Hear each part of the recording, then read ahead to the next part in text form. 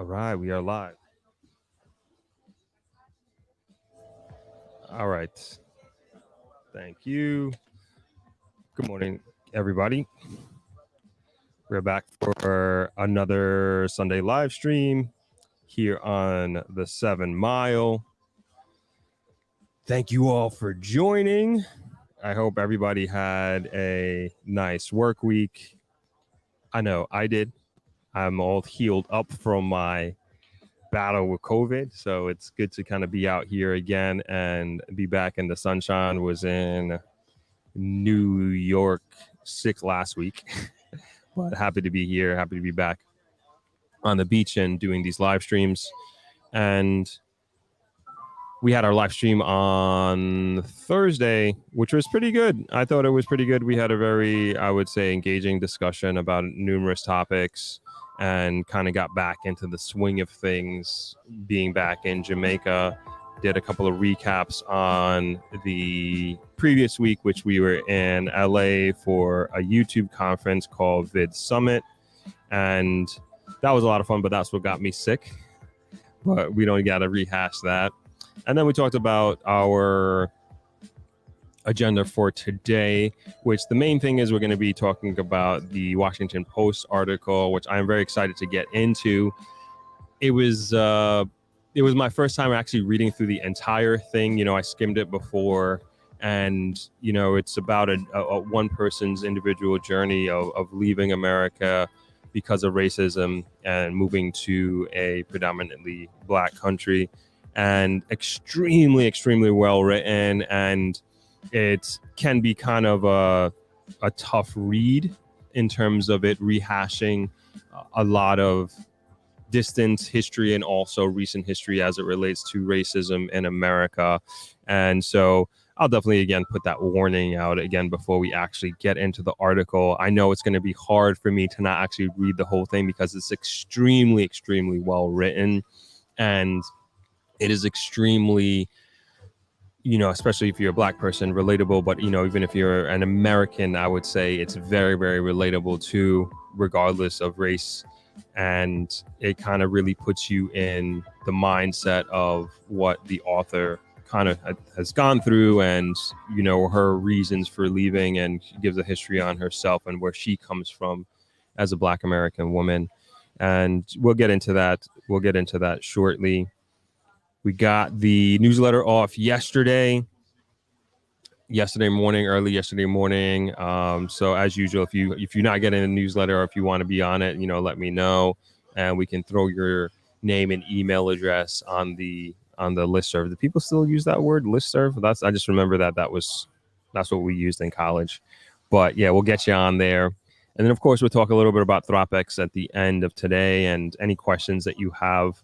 We'll of course sprinkle that into the content today and be more than happy to answer them. That to me is like the favorite part, engaging with you all as much as possible during these live streams. Those I enjoy those parts. So as usual, please let me know where you're chiming in from, what country, city, wherever it is. And of course we got a pretty nice view today of the 7 Mile. The weather is beautiful out here. There is not much clouds. There was a little bit coming in from the north, which is where we always look to see if there is any rain coming in. But right now there is nothing. Pretty blue skies that we got out here. And so hopefully it stays that way. But of course we got the team on standby just in case we got to pick up and scramble and move to another location. But it's always a good time for me when we get a Sunday like this with the weather like this, especially after the hurricane was last week, if I'm not mistaken. So we had a little bit of a rough seas, and it's still, you probably can't see it. You probably only see it when you're swimming, but usually the water is clearer than this, you know, and so there's just a little bit of, I would say, sediment, like it's like the water isn't fully settled because, like, you know, sand has been kicked up for the last week or so, and usually it's like super crystal clear. But I'm not complaining. Trust me, I'm not complaining. Not one iota out here. So, of course, let me know where you guys are from and we can hop into it. So let me go into the comments here. Justin D says, perfect timing. I'm supposed to be driving at the moment, but currently I'm stuck at this truck stop. Oh, well, get to watch Throp and then football. Awesome. Justin, I don't know if I asked you this before, but what football team do you support? Just curious. Hello, Star Love. Thanks for chiming in. How are you? I am feeling much better. Thank you for asking. Pretty much 100%. Those lungs are just going to take some time. Just from a running perspective, I feel perfectly fine day to day, but getting my wind back and my lungs back to a fitness level that is acceptable is going to take some time, but it comes with the territory and the days of COVID that we currently find ourselves in. Rakia Johnson, good morning to you, chiming in from California. Happy Sunday to you as well, Kevin. Appreciate you joining us. Hi, Donna.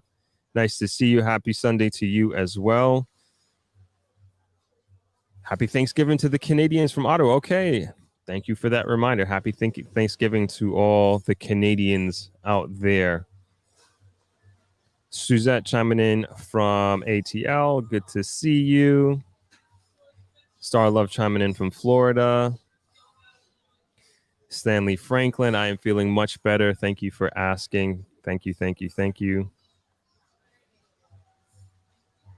Dale Clark chiming in from Virginia. Good to see you. Andrew Blake, bless up to you as well. Great to see you on here, man. What? This is what I'm going to read it as. Says, hey, Throp, stayed in Mobay three weeks ago. My 12-year-old daughter for the first time. She loved it. Awesome. So happy to hear you had a great time out there and you made it here. Hi, Rachel. Happy Sunday to you. Happy Sunday to your mom. Hello, Mom. Good to see you. Good to have you guys in the chat as usual. Before we get into the article, I forgot, man. We did. I went to an opening. So Austro Jam, Austro Jam, is a farm company here in Jamaica. And they have I don't know if they're one of the biggest, but they are a well-recognized farm in Jamaica. I'm just trying to bring up some pictures here. And they are in Treasure Beach. So I was out in Treasure Beach yesterday. And sorry, let me see if I can add some pictures here so we can see. No, that's not going to work. And they had their grand opening, if you will, of their, let's see if we can get that up. Oh, their solar. So they installed all these solar panels and it was kind of like their ceremony, like kind of showing everybody that they did this, and they, really kind of like supply are a big part of the food supply chain in Jamaica. And it's like I would say a very community driven organization. I mean, you could just feel how much the community as a whole supports this company. And the owner founder, Martin, he's from Austria, and he's going to be a speaker at Throp X, speaking on farming in Jamaica, the business of farming in Jamaica. And honestly, I don't know of a better person to speak to this. And I think those who are interested in getting into farming in Jamaica, couldn't. I don't think there could be a better person to kind of take this on. And this was inside of his facility, like literally tons of watermelon. There's like this, double the amount that you're seeing here in this picture. That's Martin there on the left talking to a few people. A lot of other, there's cantaloupes as well in there. That's Martin. Like I said, he's from Austria, moved here. I think it's 20 years ago. I want to say something like that. He moved here he's been here quite some time. Started out in the hotel industry. He was working for Half Moon and for a bit, then went back to Austria, then moved back here after some time, and started his family, got into the farming business and has a family here and everything like that. And really, really, really smart dude. And I'm just happy that I was able to kind of get out there and support him for his event. And it was like a very super, super big deal for the St. Elizabeth Treasure Beach community. You know, there was a lot of familiar faces there as well. So really enjoyed it. And again, I was just super happy that I was able to make it out there. And he's doing really great things for farming. And he's like such a patriot of Jamaica. Like, I can't tell you. Me and him became friends when I was involved in the Jamaica Hotel and Tourist Association. So I was the president, the Negril chapter chairman for 2 years. I think it was 2016 to 2018, if I'm not mistaken, or maybe I forget what it was. Then I was on the executive body of the JHTA for a year. And so we always used to meet in meetings, and he's just always been somebody pushing for Jamaica, pushing for the efficiency of how Jamaica operates, especially for the small farming community, because he even works with local smaller farmers than he does, and he helps distribute their goods as well. So he's a very community based and community oriented entrepreneur.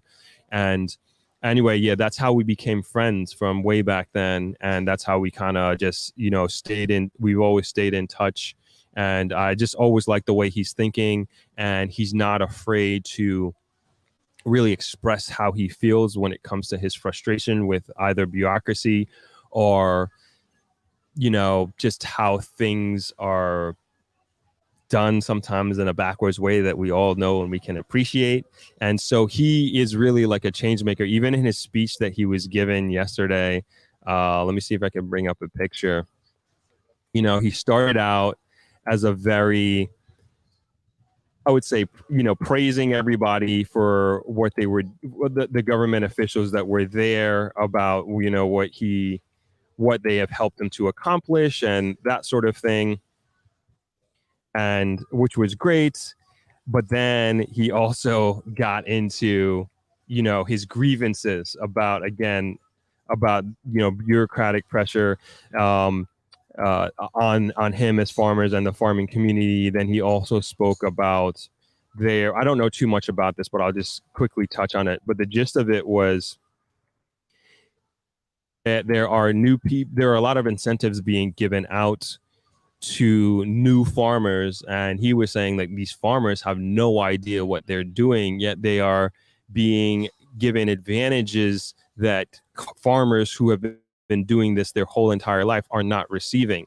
And this, as he said that, like, I was like, man, this seems to be like a theme here in Jamaica, because like the same thing happened in the hospitality tourism industry, where like especially small mom and pop hotels that have been around for years and decades, that they were not being given incentives and advantages that other foreign hotels that were coming into the game and coming into the hospitality industry in Jamaica were being given. And this is also something that we as an industry, a local industry, had to fight for. And so that was one of the things that clicked in my head. And I that was reminiscence of my own experience and being in this industry. And I remember the small hoteliers like myself, we had to, we had to bring ourselves together to really fight for our rights and fight for equality when it came to certain things. And he is doing the same thing. He's fighting for equality of farmers and farmers who have been in the game for a long time. And he was saying that some of these guys who are coming in, they've never even planted a seed in their life, yet they are receiving these incentives that are, again, not equitable when you compare them to farmers that have been around for quite a period of time. So that's Martin there. giving his speech. So it just kind of goes to show you his personality and also his willingness to really fight for what he believes in and what he believes to be right. And I'm just always impressed with him about that, and always just taking notes on when he does stuff like that. And to me, it's like, this is the kind of attitude and approach that we need to get things done, and to try and make the change that we want to see, and then also really unearth the potential that Jamaica truly has. And if you don't have people like Martin, in my opinion, to really push the envelope, who is really, for the people and for his community and fights for his community, then nothing is going to change. And he's not afraid to do it in front of the politicians who are there. As much as they helped him, he knows that they can do more, and he wasn't afraid to speak up about it. So again, really appreciated him for doing that. And I also met, man, I shouldn't even be putting this up. This young lady, she's an Olympian. She trains in Austria too. She was there. I totally forget her name, but I just told her, I was like, I'm a marathon runner. And she's like, oh, I couldn't do that. 100 meters, that's it, kind of thing. So if you know who she is, yeah, I'll take my beatings with this. I forget her. I knew her name yesterday because I asked her name, but I totally forget. But I thought that was pretty cool, meeting another runner, albeit she's on a totally different level than I am. But yeah, again, great event, and really enjoyed being there. And they had some great food too at the end. Amazing food. They fed everybody. All right, let's get into these comments. See what I missed here. Synthwave Pro, good to see you. Hello. Thanks for joining, man. Hello, Chelsea. Oh no, Justin's a Cowboys fan. Okay. I'm a Cowboys fan all day, all night, all the time. Win, lose, or tie. Cowboys fan till I die. Okay, I respect that. 100% respect that. I'm a Jets fan. Not a Giants fan. So maybe we would have had a problem if I was a Giants fan, but I'm not. But congratulations on your fandom, Justin. I appreciate it. I can appreciate it for sure. Ms. Cole, good afternoon. Checking in from Connecticut. Good to see you. Hello, Rose. Thanks for being here. Hello, Ingrid. Happy Sunday. Rockman and Lori and Mobay. Oh, did I miss you guys? I know you guys are in the grill. Are you guys coming back? Are you guys gone? Did I miss you guys again? I hope not. Shelly Ann Rennie chiming in from the UK. Good to see you. Wendy 1204 says, hi, Throp. Met you back in September. Friends of your cousin in Connecticut. Have a blessed day. Can't wait to visit again. Awesome. Nice to see you on here, Wendy. Thanks for saying hello.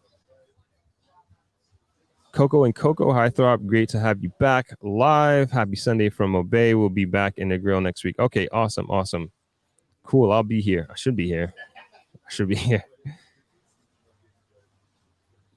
Oh, Natural Yard. You've got two Cowboys fans in here. Okay, no problem. No judgment here. STG, STW. Thank you, man. Good to see you. Rockman says, after being in the grill as a vacationer for a couple of weeks, there's a shortage of high-value restaurant options, both with beachfront sunsets and even across the street, large outdoor patios. I'm going to get back to that comment in a second. Great observation, Rockman. Great observation. I'm going to get back to that. Rakia Johnson, Ravens fan, purple and black all day. Okay, I got you. That's awesome. Boom Knight Jr. D. Lynch says, greetings and blessed love, Negril, coming you from the UK. Nice to see you. Olivia B. chiming in from BK. Nice to see you. Ebony X, good afternoon, Throp and chat, chiming in from New York City. And Donna Bryce says, are the bungalows of travelers being renovated to add AC, etc.? So the photos of renovated looks amazing. Yeah, that's right. They are going to have AC, and we're actually changing the name of the room category. So it's going to be a brand new room category that we're going with, calling them cottages now. They were really, really beautiful. Sorry. I won't go as far as saying they're my favorite room. If I did say they were my favorite rooms, I would say it's more from a sentimental standpoint, and that's what my father, that's a category of rooms that my father started this hotel with. And it yeah, it's just kind of crazy that that's what we started with. And there's a moment in time where we're actually considering getting rid of them and putting up a concrete buildings and adding a second floor, because that would give us more room inventory, which is always great for a hotel. But now, we decided, instead of doing that, to renovate them, throw AC in them, modernize them, and they're absolutely beautiful. And try to say that was at least biased as possible, but at some point we will take a tour, we'll do photographs, etc., and I will let you all know about it. I don't know if it's up on our website. Let me check it real quick, and we can just do a quick look through. So yeah, let me see if it's on here. No, it's not. So can't show it yet. As soon as we have it out there, we'll let you know. Oh, let me check one more.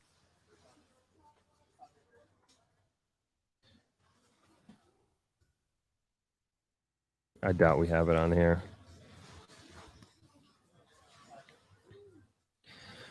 But we'll see. I'm sure in the next few weeks we'll have it up, because we actually, or essentially testing what we have. So they all haven't been renovated. Yeah. So not going to show you guys yet.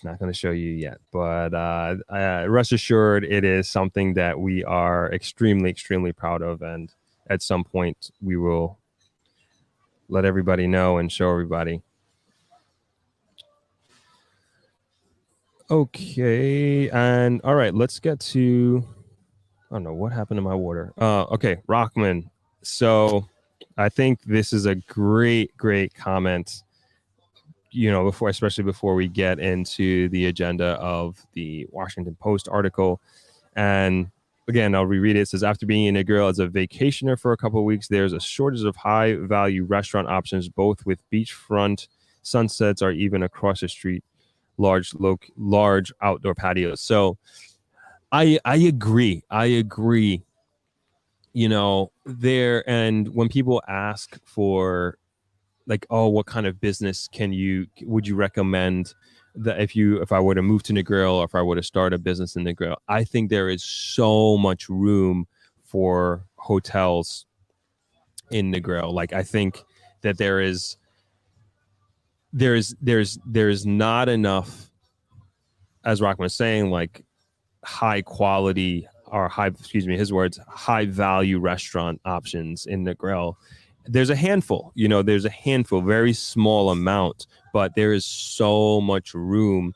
And I would say, if you're going to do a restaurant in Negril, I wouldn't, and I'm not saying not to do this, but like me personally, I'm not going to come here and do a jerk chicken stand. I'm not going to come here and do a Jamaican restaurant. There are tons of those that do them exceptionally well. I mean, unless you're going to do that and bring like a completely new concept in terms of, the feel, the vibe, and there's just something that isn't here. Sure. But rest assured, it's been done already. It's been done. We have a lot of them, and they are exceptional. What we don't have is variety.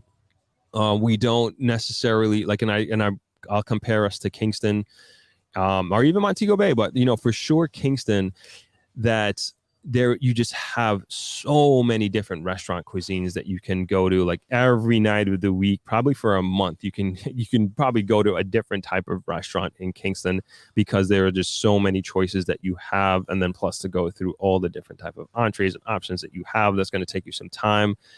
I'm not saying Negril we need to get to that level, but I'm saying that there is so much room for it. Like I can't even begin to tell you how much room that we have for new restaurants to come in and to do very, very well.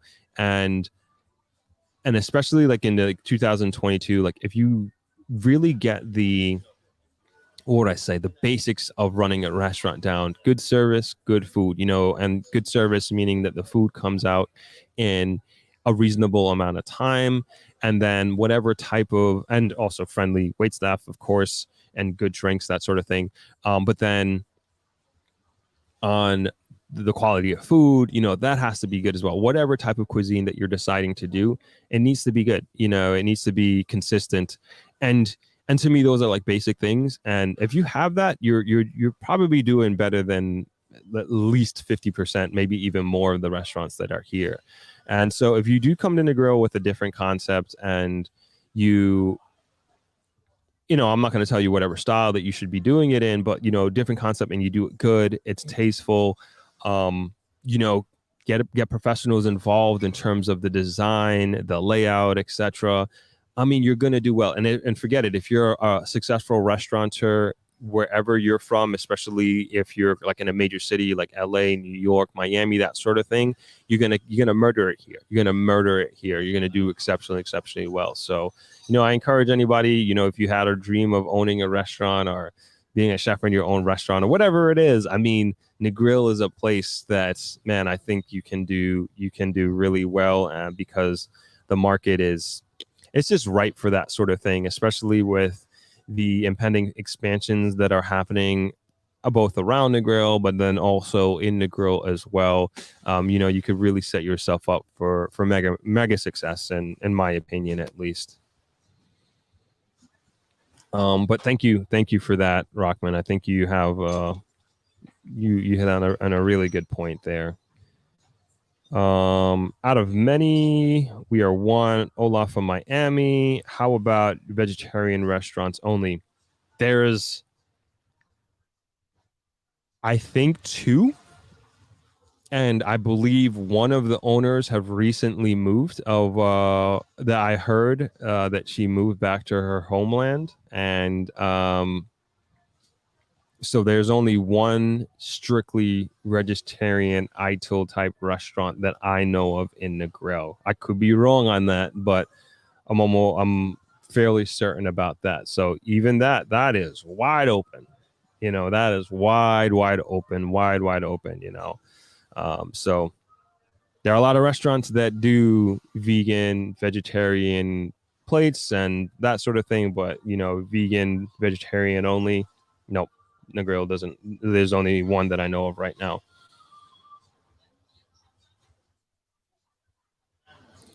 Rasa Aid is a vegetarian restaurant. That could be the one that I'm talking about. It's kind of by Natural Yard. Is that the one by kind of near Rooms? I think that might be the one that we are talking about here. Mark McCarthy, greetings, family and good friends. Nice picturesque backdrop. Yes, we can get back to that actually. Miss Perfectly Imperfect, happy Sunday. I got a lot of your good questions in there with the attorney last week, Miss Perfectly Imperfect. So thank you in the video as well. That should be out this week. I'm working very hard to get that out this week. But thank you for your questions. Rockman says, travelers, of the several we've eaten multiple times, was and on average priced, but superior on food service and relaxed feel. The USD pricing is annoying, but otherwise great place for Jamaican vibe. Yeah, we got mixed reviews or mixed feedback with the USD pricing. We do that because it's just a more stable dollar. We used to have our prices in Jamaican dollars, but for us, it's it was there's been points in history where the Jamaican dollar just slides like crazy, literally from one day to the next, 1 week to the next. It's way more stable now, but we've kind of learned our lesson the hard way. And then, of course, much of our majority of our clients are US based, and the Jamaican dollar is, I want to say, it's officially pegged to the US, if I'm not mistaken, in terms of its valuation. I could be wrong on that though. But yeah, that's kind of our take on price, having our prices in U.S. dollars. Same with our hotel rates and everything like that as well. But yeah, glad to hear that you enjoyed the food and you thought it was the pricing was average. Andrew Blake says there's a lack of culture's food. Jamaican food is the best, but sometimes change is nice. Yeah, I feel the same way. Especially if as I kind of keep making this push for developing this community in the grill and hopefully reaching its full potential, right? The diversity is going to be important, especially for the residents who live here. And variety is really important, especially if you live here, and you're coming from a metropolis where you do have options like you have in Kingston, but you love the beach, and it would be nice to have those types of options on a regular basis. And so, again, this to me is why I think that more restaurants and high value restaurants, as Rockman puts it, would do pretty well here. Sorry, one sec.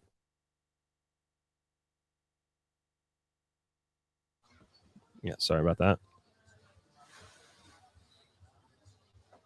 And yes, everybody, please give a thumbs up. Thank you for the reminder, Donna. Always appreciate that. Yeah, the premiere, hopefully Thursday. Like every time, like I have, try to make this like, yeah, we're gonna do it this week or this day. Like something happens and it doesn't happen. But that's my aim. That's my goal. Hello, Shayna Love Coaching. Good to see you. We're just talking about questions that I asked the attorney this week in our podcast or last week, and your questions came up too. So thank you for your great questions, Shayna. Mystical 0404, blessings from Brooklyn. Thank you for joining. ER says, thank you. ER says, Rasta Ade Refreshments by Woodstock on the Beach, official Untitled vegan food. So that's that's the one I was talking about. Sorry, that's the one who I was referring to. I didn't know the name of the place, but that's the vegetarian idol restaurant that I was referencing earlier. I've never eaten there, but I hear really good things about it. Great feedback, great review. We have a lot of guests that go there and enjoy it.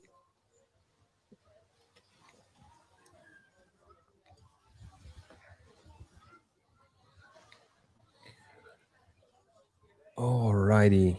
I guess we can get into the article now. I feel like I was going to talk about something else, but I forget. Totally forget. Totally forget. If it comes back to me, it comes back to me. All right. So let's get into this Washington Post article. I know I've been hinting at it since last week, but I was in the week before, but I was in LA and just never had the opportunity to go through it. Hey, Mosaic, chiming in from ATL. But now we have a chance to dive in. And for those that may not be aware, I was recently featured in a Washington Post article.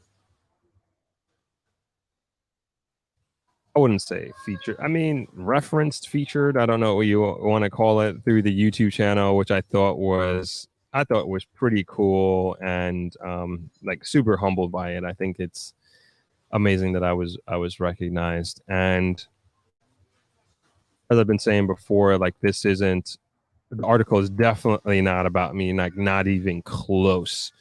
And we're going to go through it in detail. And as I was saying earlier, I don't know how many people were on, is that, fair warning that this is, and I'll read the title and you can kind of understand. And it says, "The Case for Leaving America to Escape Racism. As a Black woman, I want freedom from oppression, so I'm finally plotting my exit." That's the title and subtitle of the article. And thank you, Wendy. Thank you so much. You are too generous. You didn't have to do that. Thank you. Sorry, there was something flying in front of the camera, as you might have saw. But with that, with the article, I want to go through it in detail, and I think it's worth it. If you haven't read it, this is kind of what I'm going to do. I'm not going to read it word for word. I kind of summarize it. So I'm going to take, this is going to take some time to go through. I think it's important. And then I do, after I kind of go through, the cliff notes that I created, and I'll also make some quotations. We can have, hopefully a healthy discussion on it. And I think it's worth it, not just because I'm in it, but also I think it's very relative to this community that we have here. And I think it speaks to maybe some people's experience. And there are elements of this article, many, many elements of this article that speaks directly to me, my mindset, and how I view certain aspects of America. And as I said earlier, some of it can be tough because it's rehashing distant history of slavery, and then also recent history of oppression and killing of unarmed Black people. And this is the journey. And this is, again, one person's journey. So this is written by Deneen L. Brown, and she interviewed me about it a few months ago. And why don't we go ahead and hop right into it? So again, the name of the article is "The Case for Leaving America to Escape Racism. As a Black woman, I want freedom from oppression, so I'm finally plotting my exits." And the article, I don't even know if I can call this an article. I mean, it's more of a story than anything else. It seems like an article doesn't give it enough justice, but for lack of a better term, we'll use that article or piece. And Deneen starts out on the mouth of Volta River in Ghana, and just explaining what this trip to Africa means to her, and talking about imagining, what her ancestors have gone through. And it quotes, "My ancestors, though I don't know them, must have survived that gruesome voyage only to have endured the barbarity of enslavement in the Americas. As with many people in the African diaspora, scattered by the evil of slave trade, disconnected from our language, song, culture, and people, I'm not exactly sure where my ancestors are from. Still, I know that my distant ancestors are from this continent. As Peter Tosh sang, don't care where you are from, as long as you are a Black man, you are an African. No mind your nationality, you have got the identity of an African." And then Deneen gets into a lot of things that have been happening in recent American history. I wouldn't even call it history, like we're still living in it, and she's talking about the banning and teaching of critical race theory, the constant warnings about real democracy, real dangers to democracy, touches on the U.S. Capitol attack on January 6th. And then Deneen also gets into, she starts going as far back as 1999, when Amadou Diallo was shot 19 times by New York City police officers, and then starts to talk about a lot of other recent killings of unarmed black people, Black men in particular. And I'm going to read this. In 2006, police shot Sean Bell the morning of his wedding. In 2009, transit police fatally shot Oscar Grant III in Oakland, California.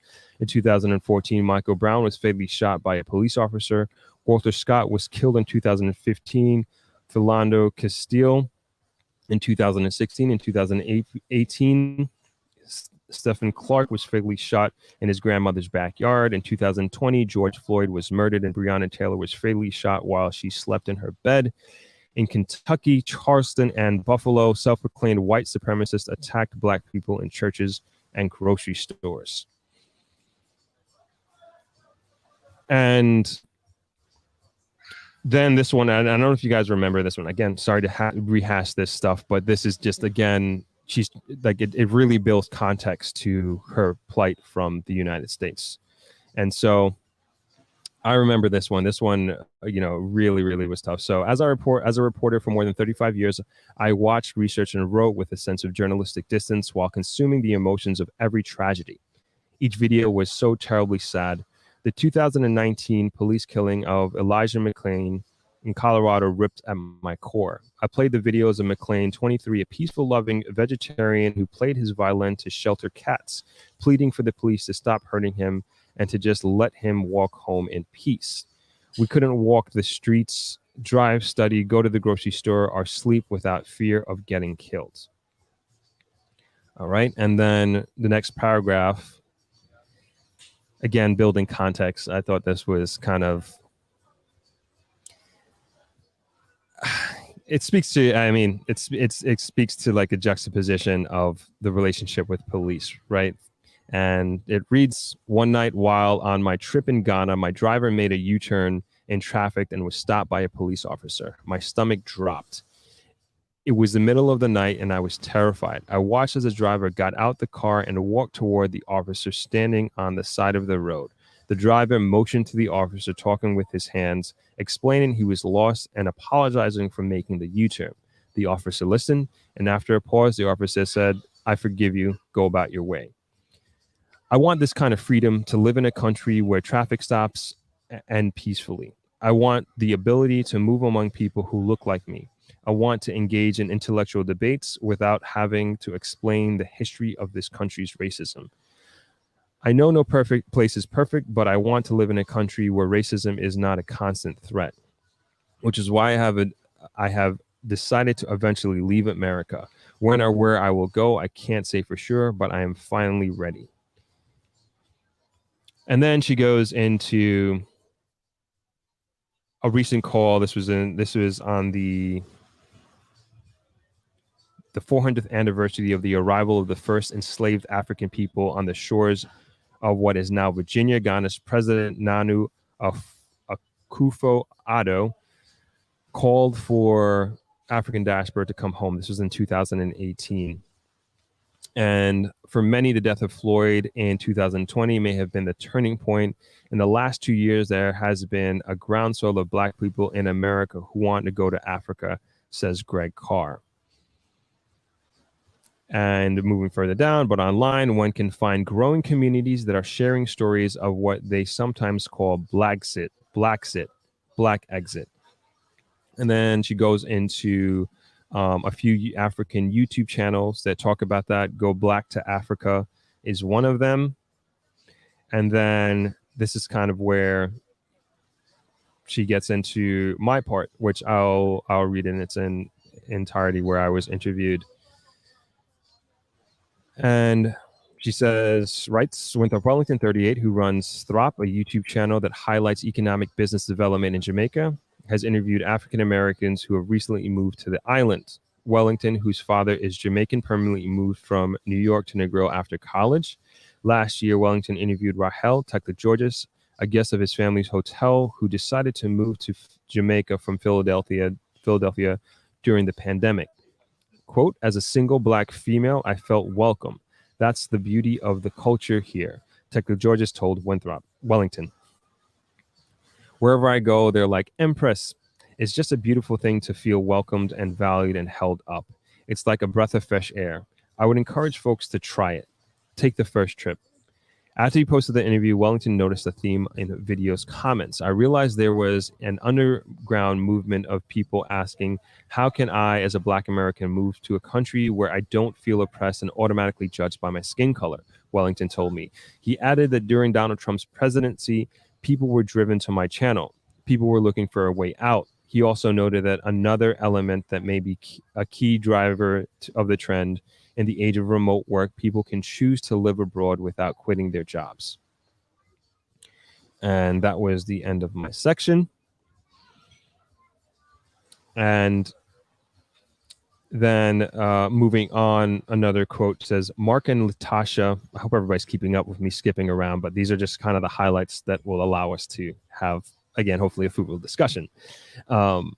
Mark and Latasha now own the Real South Africa Tourism Company, which is based in Johannesburg and introduces visitors to life in the country. They have seen an increase in the number of people booking tours. For many, the trip is an experience that shifts their inner core. When their airplanes land, everybody says they felt something, Mark told me. Whenever Mark has to travel to the States, he sobs on his return flight to South Africa. It's a feeling of freedom, he explains. I don't want to let it go, even for a moment. I love my freedom. I truly do. You must understand the experience of this side of as an African American. A lot of African Americans are figuring this out. That is the biggest draw. They are getting their freedom. And now now in this part, she moves into her what I would call a bit of a background. She talks about her early history in Kansas, growing up in Kansas and Oklahoma. But I'll just go ahead and read this paragraph. My parents told me, this is Deneen, the author. My parents told me what America thought of me, or their own personal histories with race, racism, and racist. It was a coping mechanism used by so many Black parents across America. Instead, they showed me I was loved. In our family's black and white photos, my sisters and I are perfectly groomed, starched dresses, ribbons in our hair, and we are smiling. My mother constantly told me, Neen, you are beautiful. You are smart. You can do anything. You can be anything you want. In first grade in 1971, I became part of a nationwide experiment of transporting Black children into white schools to fulfill the U.S. Supreme Court ruling on Brown versus Board of Education. I was one of thousands of Black students who would have to climb on yellow school buses in our Black neighborhoods in the early morning hours and ride for as long as an hour, passing our own beloved neighborhood schools. On the first day that I was to attend the school across town, my mother ironed my dress and pressed my hair and parted it down the middle. I remember wearing clipped bangs, but still, I was not quite prepared for the encounter that the day at Preston Elementary School in Kansas, a flat blonde brick building on the white side of town. I remember during snack time, the teacher assigned a white girl to be the class monitor. She would check whether the students had indeed washed their hands in preparation for graham crackers and milk in tiny cartons. The girl circled the class. When she arrived at my desk, I proudly stretched out my clean hands, but the girl recoiled. I can't tell whether your hands are clean or dirty, she spat. They are all brown. I remember thinking, what the hell is wrong with you? Of course my hands are clean. Even as a child, I would not internalize the oppressor's opinion of me. Racism would always be their problem. Moving on. Again, these are cliff notes. Deneen writes, at the Washington Post, I covered protests across the country in the wake of police shootings and mass shootings of Black people. In 2015, I reported the fatal shootings of 9 Black people in Mother Emanuel African Methodist Episcopal Church in Charleston. Dylan Roof had been welcomed by church members for a prayer meeting on June 17th, then spent more than an hour praying with them before he pulled out a pistol and opened fire. In the middle of the shooting, Tywanza Kibe Diop Sanders, 26, asked Roof, why are you doing this? According to later testimony of his mother, Felicia Sanders, and he told our son, I have to do this because y'all are raping our women and taking over the world, Felicia said. And that's when the gunman put 5 bullets in my son. Yeah, that was one of the craziest. Moving on, just continuing to build context here. Then later that year, I got an opportunity to interview Scott Shepard, who was a former Grand Dragon of the Ku Klux Klan in Mississippi and now called himself a reformed racist.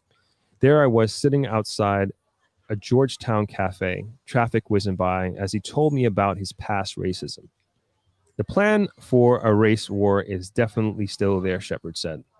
They want to start another civil war. It's people like Roof who've grown impatient waiting for the war. They break off and start shooting Black people. He warned me then to tell my Black friends to prepare for the war, that we should stock up on food and ammunition. Better yet, he said, perhaps we should leave America. They don't like you because they hate themselves, Shepard said of his former allies. What struck me about this interview was his searing honesty. No white person had ever directly explained the depths of racism to me. I kept the video on my phone so that I could remember this conversation. That's kind of crazy. That's really crazy when I first read that. Yeah, I'm gonna keep going here.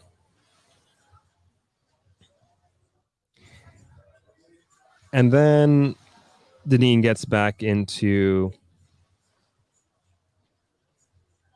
going back to like Lincoln and emancipation, and makes the point that, and I think we know this, I hope we know this,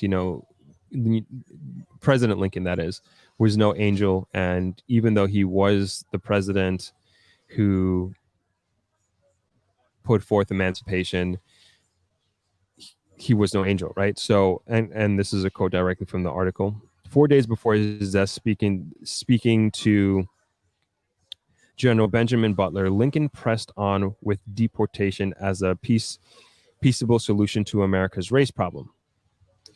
Can hardly believe that the South and North can live in peace unless we can get rid of the Negroes. I believe that it would be better to export them all to some fertile country.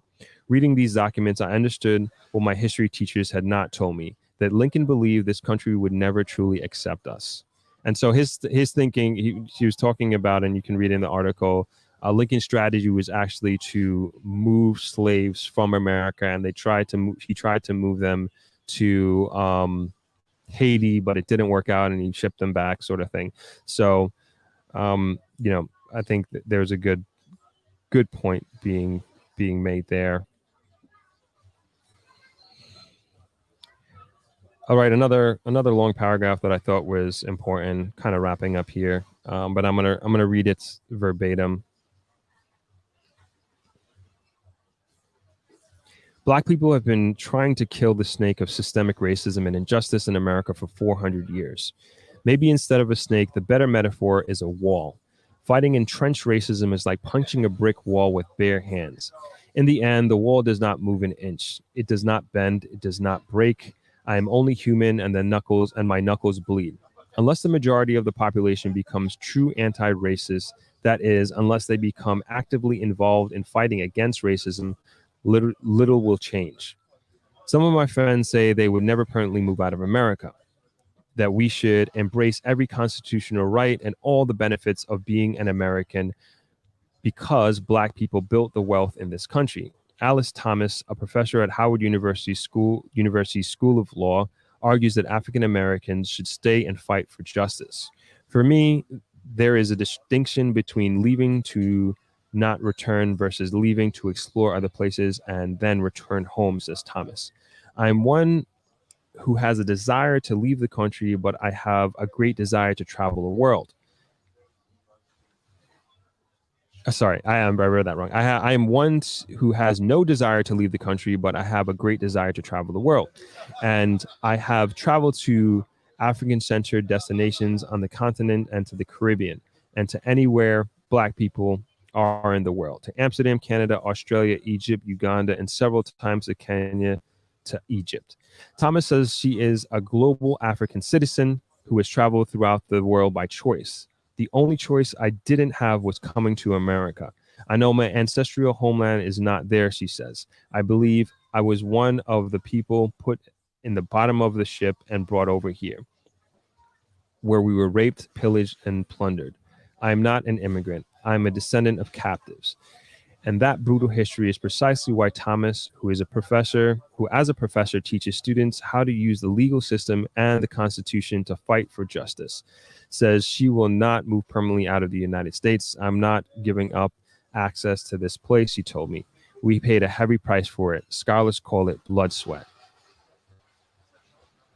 Moving a little further down the article. I believe she and others are strong and heroic. I understand her argument, talking about referring to Thomas, and I respect the decision. But personally, I want freedom and joy. For once in my life, I want to know what it feels like not to be judged as a Black person walking through predominantly white institutions, constantly feeling like I have to jump higher, run faster, be better. Whew, I know that feeling. And this is the last paragraph that we have here. It's a long paragraph, but here we go. After my trip to Ghana, I decided to start preparing for a life outside this country with the aim of spending my retirement abroad. At this moment, I can't just get up and move, but I've been getting things in order and saving my money. I watched YouTube videos on downsizing and financial planning. I took boxes and boxes of books and other items every weekend to Value Village. I gave away anything that would hold me down. I cut expenses where I could. I sold my house.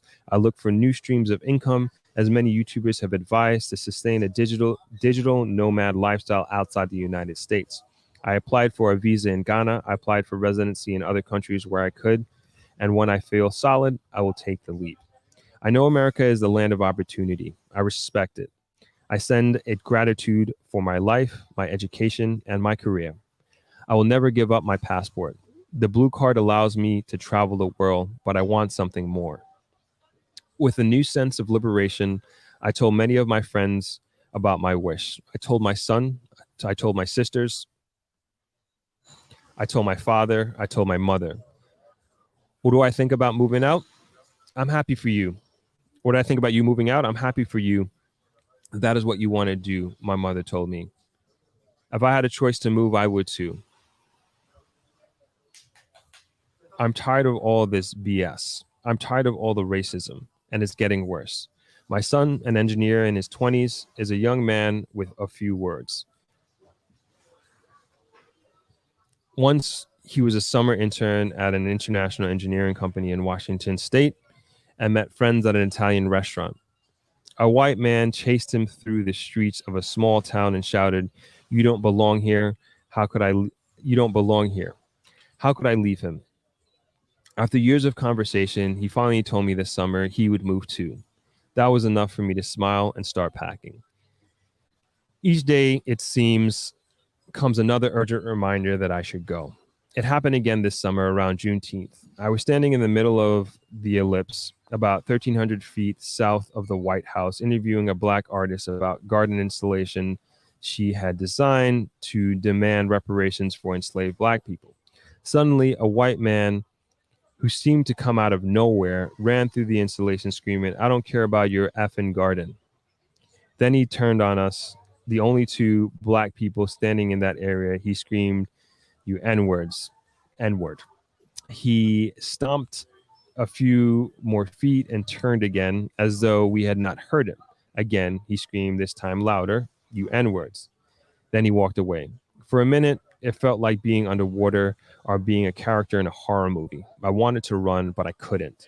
I wanted to hide, but where? I wanted to speak, but the words were stuck in my throat. I heard the words with clarity, but they were still confusing. After what seemed like an eternity, I turned to the other Black woman. "Are you okay?" I asked. "Yes," she replied. Then she asked me the same. "Yes," I said, but I was shaken. Then the white people who were working the table slowly came over and started apologizing. I always say racism is like being hit with an invisible 2x4. You can't see the board, but the impact is just the same. It hurts. The moment further cemented my plan. I would return to Africa, to Black rivers calling my name. And that's the end of the article.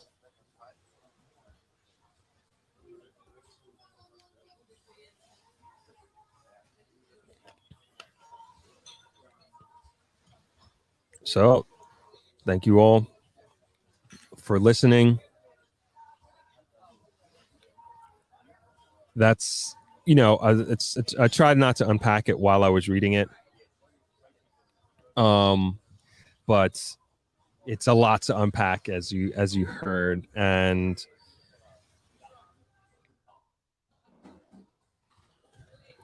Deneen and has been through a lot, and I think as a reporter, in many ways, being on the front line and knowing knowing the ins and outs of all these stories and all these names that we hear about in the news, of like I recognize 90% of the names that she mentioned in the article, and it's just brings a lot of sadness to me when I hear these names and we hear the background stories of these guys, especially Elijah, the violinist. I mean, that's just one of the craziest ones to me, the craziest ones to me. And of course, reading it, like, and hearing it, like, you can, at least I can, like, I can relate directly to her, and like I really feel her pain and what she's gone through. And to me, like, I really understand why she's leaving. And I think she speaks to a lot of people, how a lot of people feel. And of course, being a professional, she articulates it in ways that probably most people can't. And I think she speaks for many people. I'd like to say she definitely speaks for me. And this is this is many people's Black experience, right? And I don't mean to get into the negative part, but like, even like in the comments, to me, like, she's writing an article, she's writing a piece on her experience and what she's gone through and why she wants to leave. And like the comments are just like, so many of the comments are just so negative.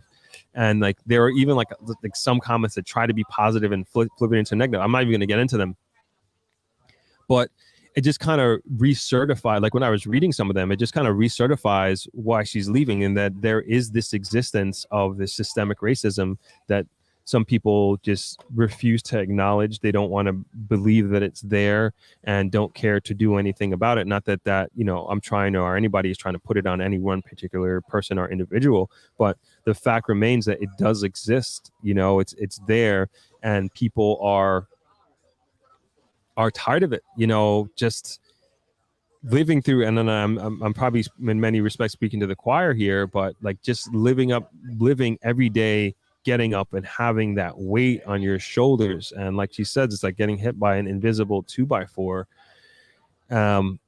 And it's there. And, for her to go through that experience of, doing that art installation. I mean, I'm laughing not because it's funny, but it's just like astonishing to me that somebody would just come up to a complete stranger and just start calling them the N-word, two females at that. I mean, and and this is my mindset. I mean, that says a lot about whoever that person is. And it's just like, I feel sorry for that dude. I mean, his life clearly sucks, and he probably does not have much to live for. He does not have much to contribute to this society and to this world.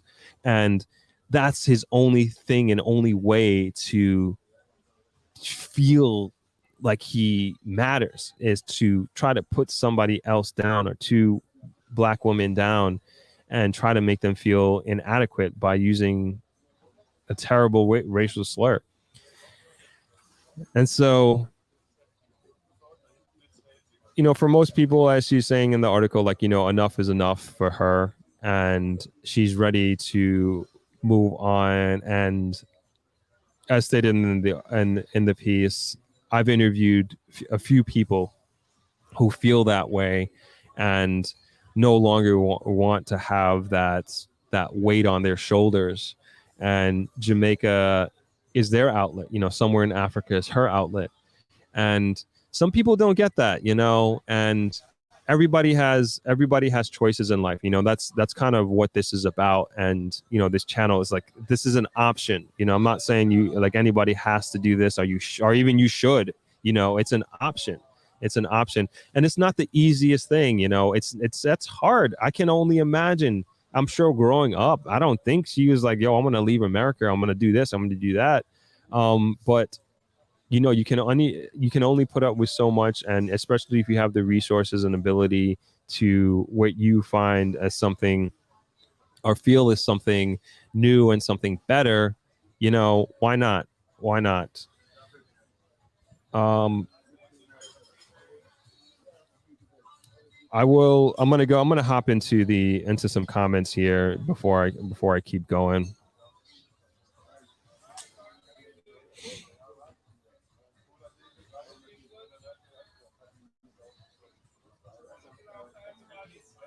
I'm not even sure where I started from.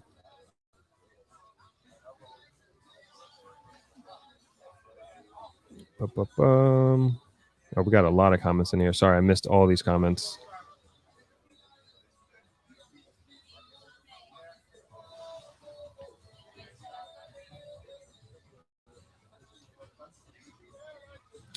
All right, start with Rockman Throp. Jamaica has been an experience since our first visit in '90. Since then, its accepting and human energy has captured our vision of modern Garden of Eden. Not everyone is ready for a grill.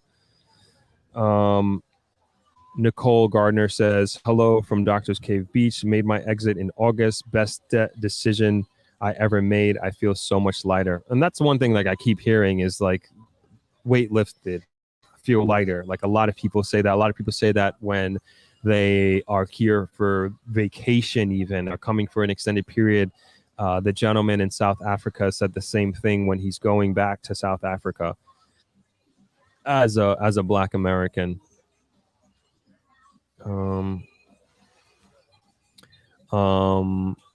Forever Hotting Dodge, I think this is for Ebony X. I asked a question, Mama. I have friends. Okay, sorry, that was a personal conversation. Ebony X says, living here and hearing about it are different things. I mean, overreacting. Okay, sorry, I'm missing the whole context. I'm just gonna leave that there. Joe says, hi Throp, I'm tuning in late, but happy to have the Sunday live back. Thanks. Okay, got it. Okay, getting the context here. All right, so forever, I'm just going to call you that for short. Not trolling, I just think racism in the U.S. is overblown. I'd argue the United States is the least racist country in the world as it's the most integrated and there's better places to succeed as a Black, brown person.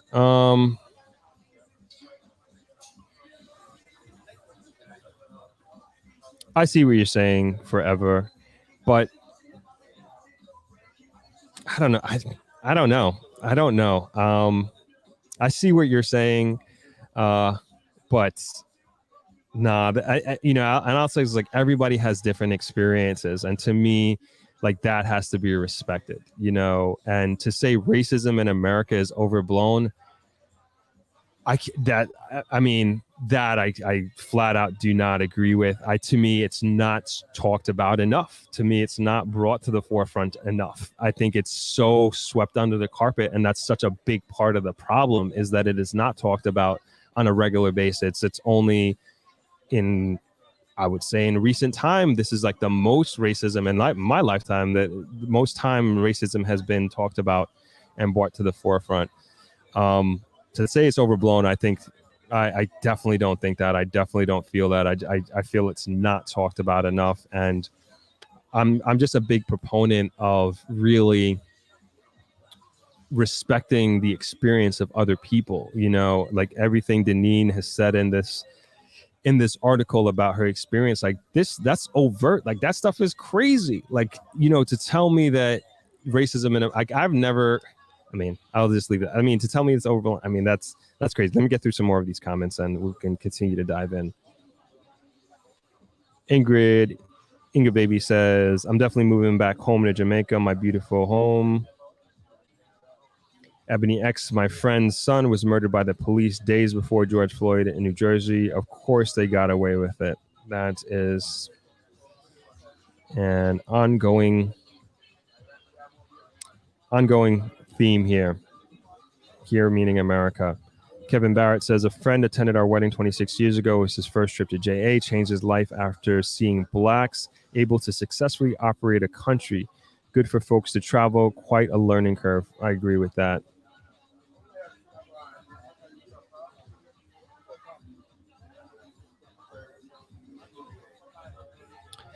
Refute my statement.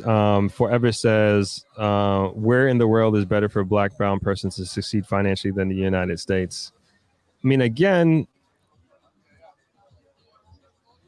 I would say to this Forever, and I'm probably like way back in the comments here, but I'm just going line by line. I would say to that, like, what, first of all, define success, you know, define what does it mean to succeed? You know, I think that's like the most important part. And then, because I mean, you can, I think you have a better chance of succeeding in Jamaica than in the United States. Period. Black, white, Chinese. Like, I just think you do. And especially as a Black person, like, to me, you're going to be treated the same here in Jamaica. Like, if you're in terms of bureaucracy, it's well documented that the systemic racism for doing business in America has really held people back and has cut opportunities. You know, there was an article, I believe it was the New York Times, maybe Washington Post. I'm sorry if I'm mixing that up. About maybe 6 weeks ago, about a black couple in DC, in Georgetown. I believe it was Georgetown. They were selling their home and they tried to sell it as themselves. And I believe they, you know, it was going for like $400,000 or something like that. And then they replaced themselves with white friends, a white couple, I believe it was. And they put the house back on the market, and all of a sudden it was being sold for like $750,000 or $800,000 or something like that. And like, that's a regular thing. And like, these are, you know, financial institutions. These are banking institutions where things like this, of this nature, happen. That's not going to happen here. That's not going to happen in Jamaica. There's just no way. That's just not going to happen here. We have our other struggles and things like that, but like, to be denied, you know, a mortgage, or to be your house being sold for a lower price or a higher price, depending on your race, that just doesn't exist here. It just simply just doesn't exist. And there are many examples like that, you know, trying to climb the corporate ladder. And then like, second to that, it's like, and as the article Deneen was also alluding to in the article, it's just like, for us to be successful in America, like, you got to be the best of the best. I remember, I don't know if you guys remember, like, this is probably almost 20 years ago, Chris Rock's stand-up he was doing, and he was talking about this house that he bought in New Jersey. And he's a black comedian, one of, at the time, probably top 5, top 3 comedians, period, in the world. And this was a joke to him, but this to me spoke volumes. And he was talking like, and he's living in this neighborhood, and he did all this, and he had to be the best of the best. And he buys this multi-million-dollar house, and his neighbor is a dentist.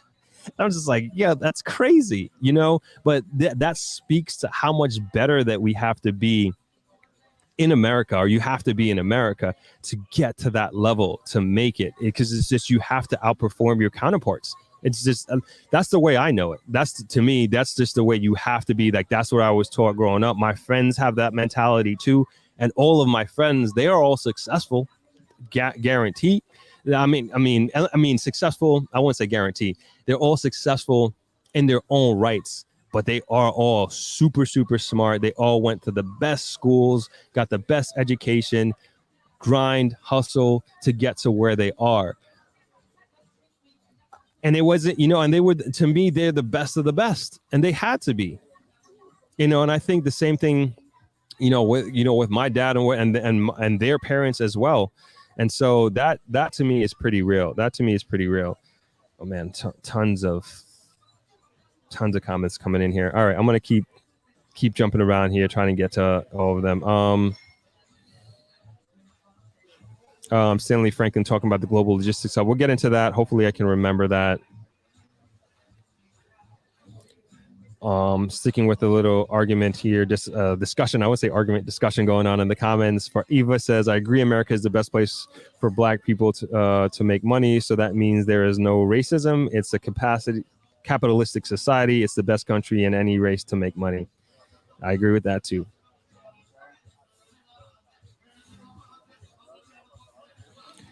Forever says, imperfect. I live in Jamaica. I'd much rather deal with the subtle racism than have opportunity growth personally.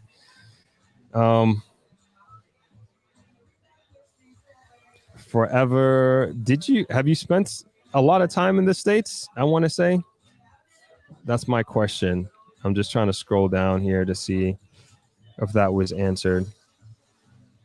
Yeah, have you spent a lot of time in the States? Have you lived there? Because, if you haven't, grass is not always greener on the other side. I'll say that.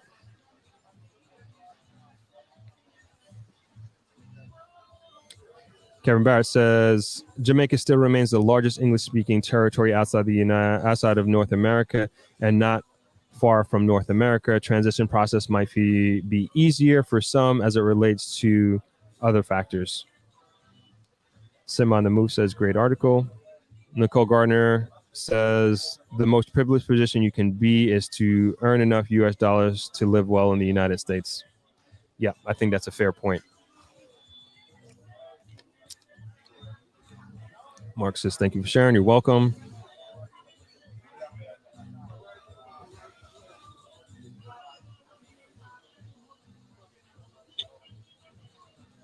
Ebony says, I see you gave, I think she's talking for Eva here, forever here. I see you gave fall for the banana and the tailpipe. I'm not saying that there aren't any opportunities here. I'm saying it's a very racist country. I lived here since I was 15. I'm now in my 50s. And Good Baby says, I'm keeping an eye on the crime here in the U.S. This article is very deep. It's perfectly imperfect. For Eva says, the issue with racism is that you have to fight much harder because you're black, which will slump your personal growth. And it doesn't matter how much money you have, racism follows. Very true. Carlo says, I didn't know I was black until I lived in the States back in the 80s. Back home in JA, we were just Chinese brown, and it hurts. Rough journey, but happy for opportunities to educate and create family. For Eva says, I'm perfectly imperfect. I'd much rather be well off and face some racism than broke without racism being present. Oof. That's crazy. Okay. It's perfectly imperfect says, you wouldn't understand the concept we're trying to drive home until you have to face it. Racism and classism is also present in Jamaica.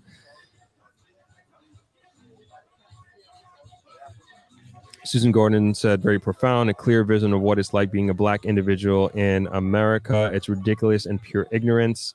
Kevin Barrett says, race wasn't brought to my attention until I emigrated from Jamaica. And while we may have still have class or wealth issues, it's really not thrown into your face the way it's done elsewhere. Joe says, this is too much to unpack in a live chat. This needs a panel discussion. I agree.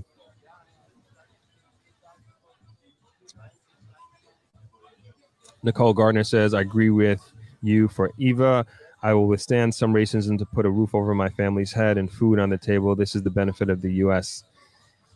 Oof.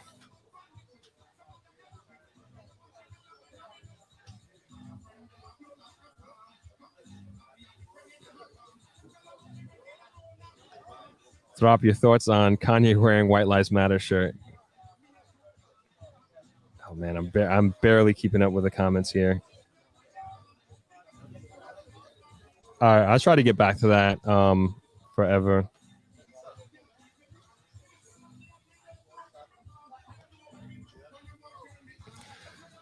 Susan Gordon says, I've experienced subtle racism in America. However, I'm well aware of his existence and cuts me to the core. And I've been preparing for that day when anyone feels a need to violate me. Inga Baby says, welcome. Jamaica is not the worst country on the planet. And while we live in foreign countries, being afraid to return to our own, non-Jamaicans are busy buying up our country. Non-Jamaicans, sorry. Andrew Blake, if you don't have at least one black friend, you are a part of the problem. Good article, Throp. It's difficult, but true. See me on the move. How many places has this person lived? Yeah, that was my question about with for forever. If you've only lived in Jamaica, I don't know. It's tough to say. Kevin Barrett, the non-Jamaicans buying up the country should be a signal that we need to pay attention to assets and values of the country, which we need to revisit. Agreed. Mark McCarthy, honestly, it's disturbing at times living in the Americas. We don't belong here, and I feel it in the air. I feel it in my feet. I feel it all over. I'm forwarding home to Jamaica, land we love. Thank you, Throp, for addressing that ridiculous statement. Of course, Kevin Barrett. I know Throp, his dad and brother, and the business. I hope many folks will attend Throp's conference. Need more JE people investing in Jamaica. Absolutely. Totally agree. Noble Girl says, I'm counting down. Already purchased a house in Jamaica. Amazing. Miss Perfectly Imperfect says, a successfully run country is relative. Susan Gordon says, no one is disputing the fact that there are many opportunities in this country. However, I can tell you that it is not overblown. It is real. I agree. Susan is referring to racism in America being quote unquote overblown. Ebony X, when I went to Ghana in 2019, my body felt like it was there. The police stopped my driver and it was not a big deal. Let's see. Kevin Barrett, wife, and myself got retirement plans for Jamaica. Shayna Love Coachin says, if racism is overblown, then a black exodus, Blexit, would be mass exodus. As this is a result of the impact of racism for those who left to find a better life for themselves. Just my 2 cents. I agree with that. Like, this is happening for a reason. You know, people are not gonna do this, you know, leave a country and leave where they were born and raised because something is overblown. Like, they're experiencing something. Hence why I think, you know, respect people's experiences. I think that's so important. Miss Perfectly Imperfect says, yes, the low appraisals are causing black people to lose out on hundreds of thousands of dollars and generational wealth. Thank you for the example, Throp. Susan Gordon says, what blacks can succeed in many other countries in America, they hold you back. This is a fact. Agreed. Black people are successful, very successful in Jamaica. Black people are very successful all over Europe. I mean, you can name any country. There's black people who have moved there and have done very, very well.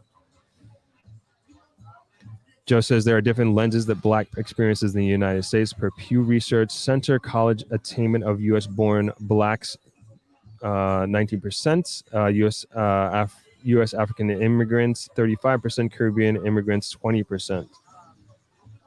The most you're going to experience in Jamaica is classism. That is a well-known fact here. Well-known fact. Star Left says, yes, upgrade is the real deal. I remember staying at Travelers 22 years ago. Lack of update was a deal breaker for me. Okay, talking about Travelers. Susan says, tell them, Throp, I love my Jamaica. Same here. Racism and classism in Jamaica, it does exist. And it's perfectly imperfect. And if you have wealth, they, police, and people from other races assume you are doing something illegal or you're an athlete or entertainer. Yeah. Oh, man. You know, I've got that with my friends. Like, I remember we went to, this was years ago. We went to, you know, a pretty nice restaurant on Long Island. And like I didn't take it this way, but my friends did. Well, at least one of my friends did. Like, they thought we were like a basketball team. I was like, what?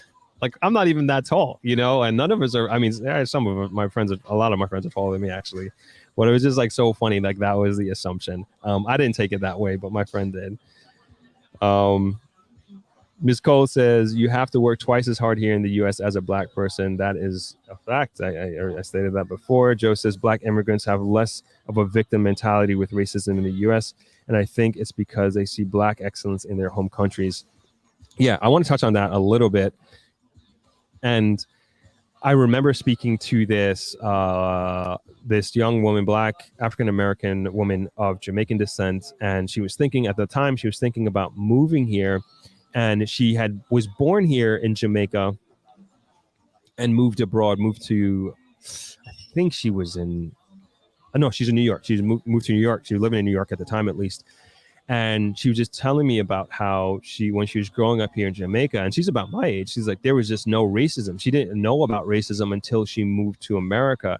And same thing with her parents. Like, her parents didn't teach her that anything about holding or judging other people based on their skin color or their background or anything like that. It was just such a new concept to her. And same with me, like even though I grew up in New York, but like in our household, like my parents come from two different islands from different parts of the world. And that's just, you know, was never part of our upbringing in any way. And then it also helped, I guess, always reinforce that we grew up in such a diverse neighborhood and having all different types of backgrounds of people and kids that I families whose houses and homes that I went to and slept over, and vice versa, that sort of thing. So yeah, I totally agree with that, Joe. Ingrid Baby says, I never understood what people get out of pretending that racism is not part of the DNA of America. I'm an immigrant living in America and I can see racism. Agreed. Like I was saying before, it seems like forever, like at least that's and I could be wrong here. It doesn't seem like she's lived in the United States or has experienced that. And it seems like she's coming from a perspective of like living and being here in Jamaica.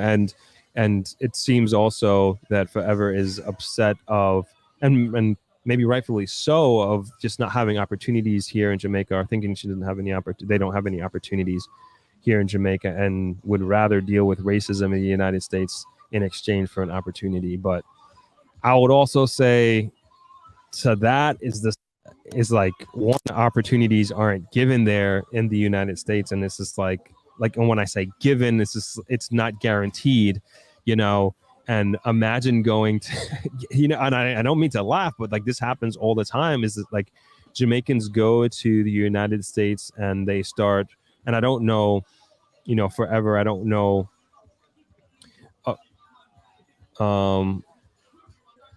Okay, for Eva, I'm sorry, I'm just seeing your statement here.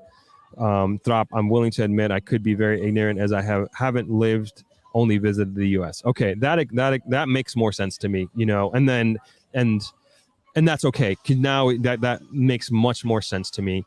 And I would also say it's like Forever, like listen to the chat here, listen to what people are saying and where they're coming from.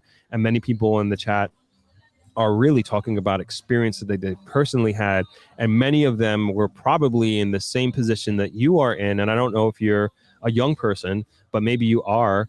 And they had taken the opportunity to move to the States, get their career, get their education, etc. But they've gone through so much. And many of them have also were born and raised there and have gone through so much racism. And it's to the point where they are saying it's not worth it. And they rather live a life of freedom. And not necessarily, it becomes more than about money at the end of the day.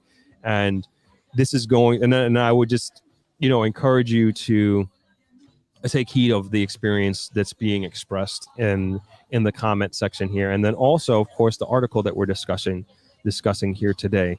So thank you, for bringing context to your situation. And if it is, and we talked about this, 6 weeks ago, maybe 2 months ago, when a big part of the news cycle was the mass exodus of young Jamaicans moving abroad for seemingly better opportunities. And when the news cycle was talking about many of our teachers, many of our educators here in Jamaica were talking about, or are leaving Jamaica for other educational opportunities, not only just in America, but in different places abroad. And so I'd say, keep that in mind. I should say I'm keeping that in mind in terms of the context here that you may be coming from. And I'm also saying that, and understanding and conceding to the fact that many young people feel that they are not getting the opportunities that they should be getting in the United States. Sorry, 1 second here. They're not getting the opportunities that they feel like they should be getting here in Jamaica, and they feel like they need to move to the United States or need to move somewhere else. But I also couple that with to say that I do know people who like have left Jamaica and gotten their visa and gone to the United States, and it's not what they imagined that it was going to be, not what they thought it was going to be. And they ended up leaving and coming back because they hated it so much, because of a lack of opportunity, as well as they coupled it with racism. And like, there's people here I know, with travelers, as a matter of fact, that who have gone through that experience. So, again, thank you Forever for bringing that context here. to the situation. Kevin Barrett says, when I met Throp, he and his dad and I initially talked about medical hospital for the area. I hope folks would coalesce around investing. Don't just let it be about non-Jamaicans salivating about Jamaica. Good point. Coco and Rocco. Toronto had a carding program. Most of the white community didn't have a problem with it till they realized that most of the people asked to show them their ID were young black males. That program was cut. It's crazy. See, it's not just America. Okay, keep in mind certain sector and sexual preference groups have more rights than blacks. We are still fighting to be seen and included. Yeah, Kay is talking about like the LGBTQ community, and this is like a big topic of contention. Dave Chappelle talks a lot about this, and I know this is a controversial topic for sure. And like his whole thing is that community has made so much progress as it relates to their civil rights and equal rights that has taken the black community decades, maybe even hundreds. I wouldn't say decades, hundreds of years at this point to try to get to, and we still haven't been as successful as they have. And that is what Kay is referring to. That is what Chappelle refers to when he talks about civil rights amongst different minority groups. Susan Gordon, truthfully, our white counterparts don't see Jamaicans as black individuals. They also say, oh, you're not black. I'm not sure if I understand the context of that comment, Susan. Global Wendy says, I'm looking for someone for long-term video editing opportunity. Need to have good. Okay. Love to work with Thop in the creative community. Okay. Wendy needs an editor. So do I.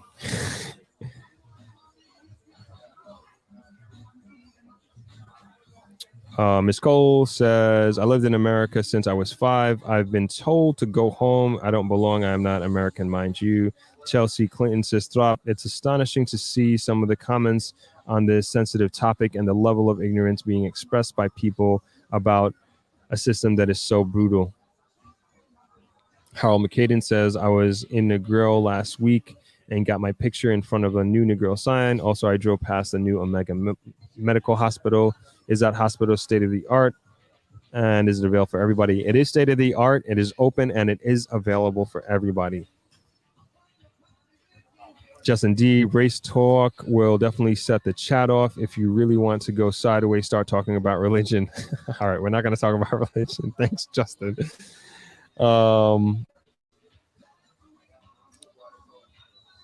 HB America, racism can mess up your job performance and lead to being let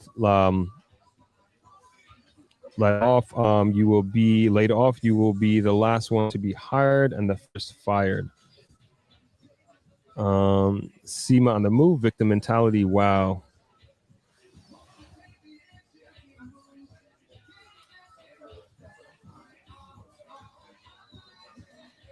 Hey, Layla, classism and colonialism won't classism and colorism won't get you killed when you're walking down the street, though. Racism could. Very true. M says, as a Jamaican who has largely lived in the United States, I experience ignorance from whites, sure, but have never felt disadvantaged for being black.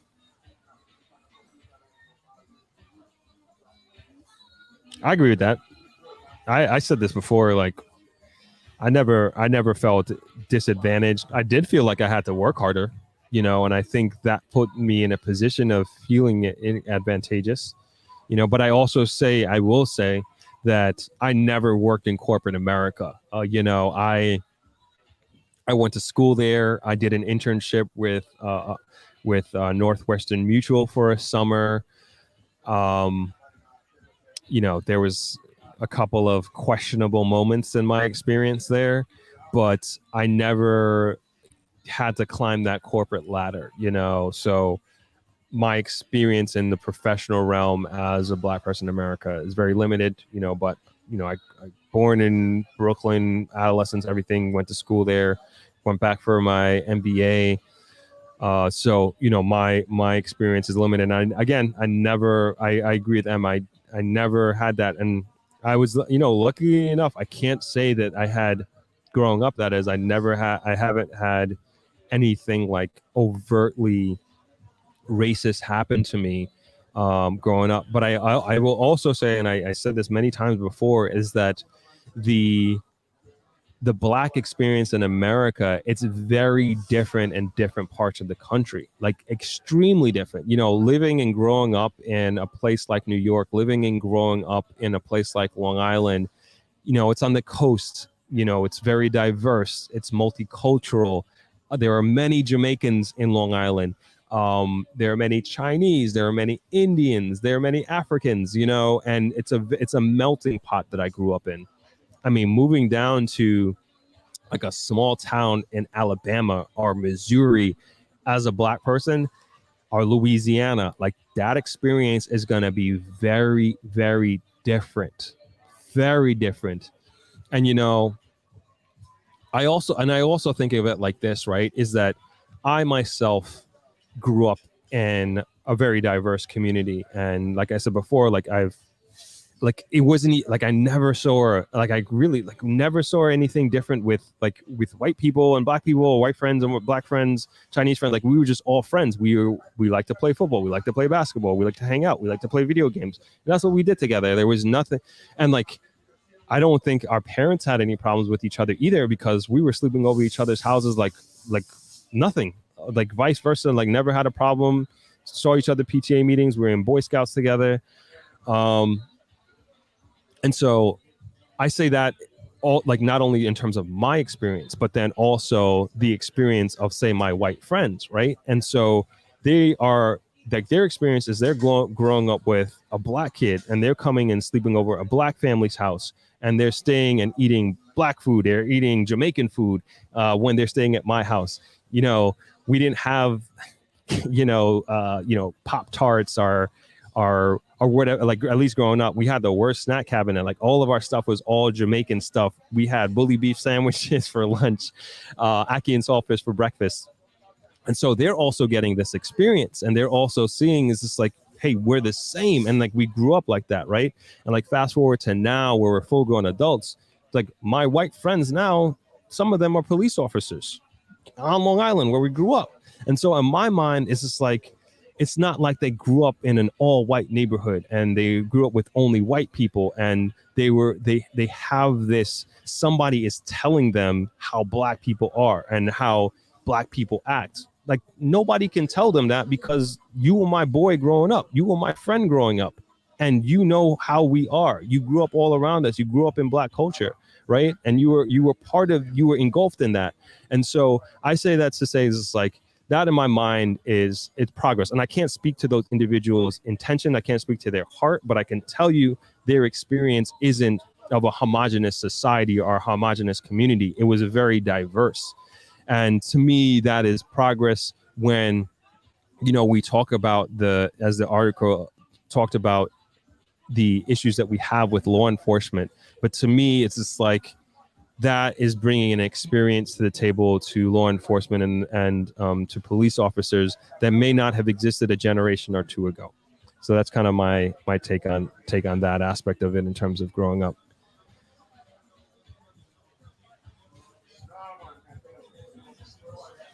All right. HB says, I was the only Black intern at a big investment bank in New York City. All the white interns got hired and I was not hired.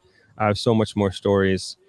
Yeah, I would say, I mean, I'm sorry about that, HB. Like when I was an intern at Northwestern Mutual, like I was the only Black person, but I'm like, I've always been used to being the only Black or the youngest, like always growing up, like always, like whether it's in music, whether it's in distance running, the internship, certain classes that I took, even during my grad school program, I was very much like, there was only, in my class, my 1-year MBA program, there was only 3 Black people. I was the only Black American, and then the other 2 Black people were I believe they were both Nigerian, if not mistaken. But yeah, only Black American. That's crazy to me in my 1 year MBA class. That's crazy. But it was nothing that I was surprised at, because when you look at the statistics of the percentage of Black people that get their MBA or even go to grad school, it's extremely low. I don't remember what it was, but it is. I feel like under 5%, for sure, under 5%. There's no doubt. So when I went to the school, I wasn't surprised, and it also, like, and again, kind of going back to my upbringing, I felt perfectly comfortable in that environment because, like, I was so used to it growing up. And when I say used to it, like, that was just my life. It just never thought about it, and it never intimidated me or anything like that. And like I said, I have, like, brethrens, friends, like, that I call family that are not Black, like that. Like, I could pick up the phone and call them at any time of the night, and they could do the same with me. And I feel super privileged and super grateful that this is the kind of environment that I grew up in. And I find it to be, a huge advantage, And again, speaking to the differentiation of the Black experience in America, most of Black America doesn't have that. They don't have that experience of growing up in such a diverse community. And I never, and I also think that, like, growing up and seeing Black people in positions of power, like, that in itself is so powerful. Imagine being in a place where it's all Black people who go to school, but, like, all your teachers are white, or the principal is white, all the police officers are white, like, all these people in the positions of power are white. That does something to you psychologically. And, like, I didn't have that. Like, I looked at everybody as equal, as the same. I didn't look at anybody as having a power over me because of their skin color or anything like that, or that I couldn't reach a certain position because of my skin color or anything like that. But again, I feel like very lucky to have that experience. And I don't think a lot of people in America have that type of experience. I think here in Jamaica, being a Black country, and again, this was also talked about in the article as well, is that seeing Black people in positions of power as a prime minister, as the teacher, as police officers, as judges, etc., that are running a successful Black country, is just like that. I mean, it's hard to put into words, like, what that means for, like, a young Jamaican, right? Growing up, young Black Jamaican. And when you juxtapose that to an experience, average Black person experience in America, in some parts of America, it's just very, very different. And the comments are coming in fast and furious here. Let me keep going here. Inga Baby says, racism can steal your peace of mind and your humanity if you let it. Miss Perfectly Imperfect says, yes, with the brain drain discussion, many who left JA to live abroad were giving warning, not deterring, but those who try to come, and so many JAs were saying a bad mind. Jeff Hallman says, I'm an older white Canadian. Canada was and still has racism. If you are a person of color, indigenous in Canada, you are constantly considered different. Crossing a border into Canada, it shows. Wow. Richard Bryant says, to deny that racism in America is overblown is to say that the murdering of George Floyd is overblown. I agree. Ebony X says, they're truly all Jamaicans, that they aren't Blacks in America, always trying to divide and conquer. Mr. Info, believe it or not, but there is also discrimination towards Jamaicans from Black Americans. I think we talked about that before. In America. Yeah, we talked about that. We talked about that in length before. Calligraphy. I lived in Western Canada for 40 plus years. When we moved here, there was very few Caribbean people growing up here. I can say racism wise, there's a good and bad people. God bless my parents and family. Work harder. Okay, I can see that, but isn't that a virtue? I agree that whites have a different set of advantages, but so do we. We know hard work and diligence. I agree, but it's also about recognizing that as well, which can sometimes be hard, being where you are, where you grew up in, which I was alluding to earlier. Sorry, I don't want to get stuck on that. I want to keep trying to catch up with these comments. Nicole Gardner, the thing about the U.S. is that you have to make sure you don't get wrongfully accused and thrown in jail as a person of color. That is a very real threat of fear. Yeah.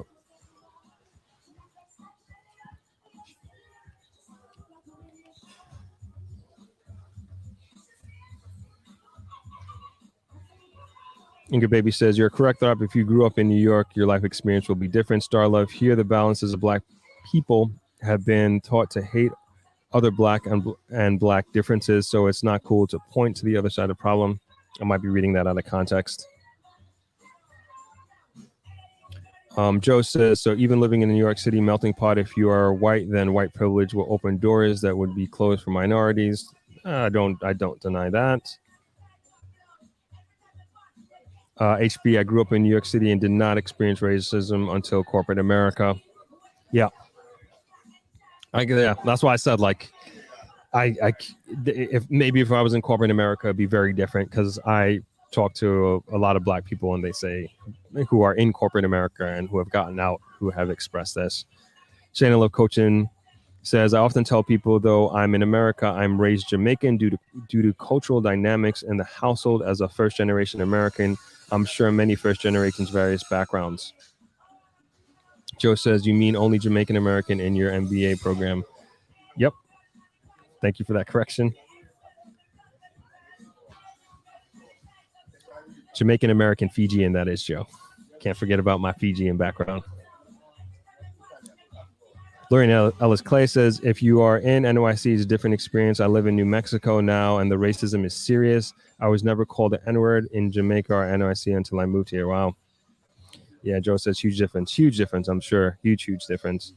Calligraphy, my career was spent in corporate America environment where I was one of two black ladies in an organization of over 800 people. Bias was there, but we both flourished. Excellent. Congratulations. Ebony X says, I have a friend who used to live in Florida, and he said that he was constantly stopped by the police.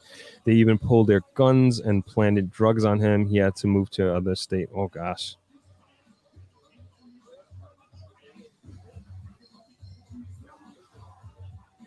Globally Wendy says, I met a black pastor yesterday, and he said I am the only black female developer he has ever met, much less black developer. I'm here to teach and empower and expand. Black home ownership matters.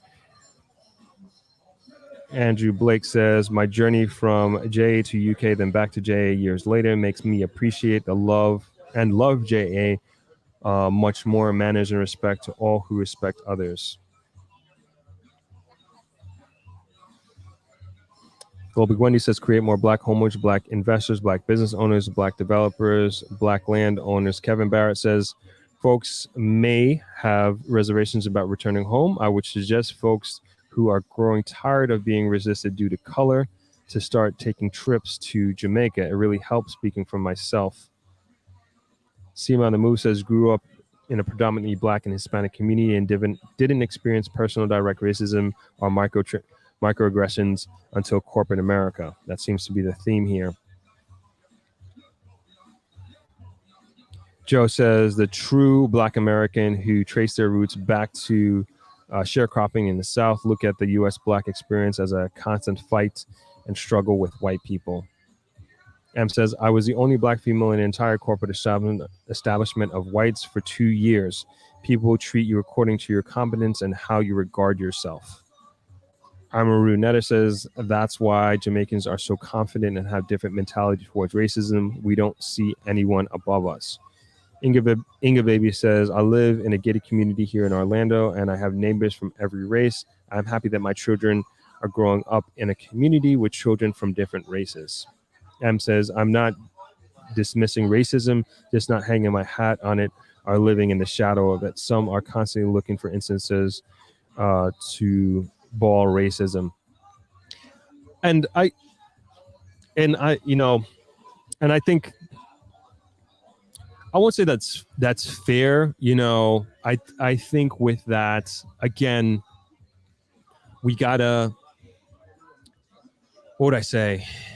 We gotta respect, kind of going back to what I was originally saying, like we gotta respect different people's experience, and people may be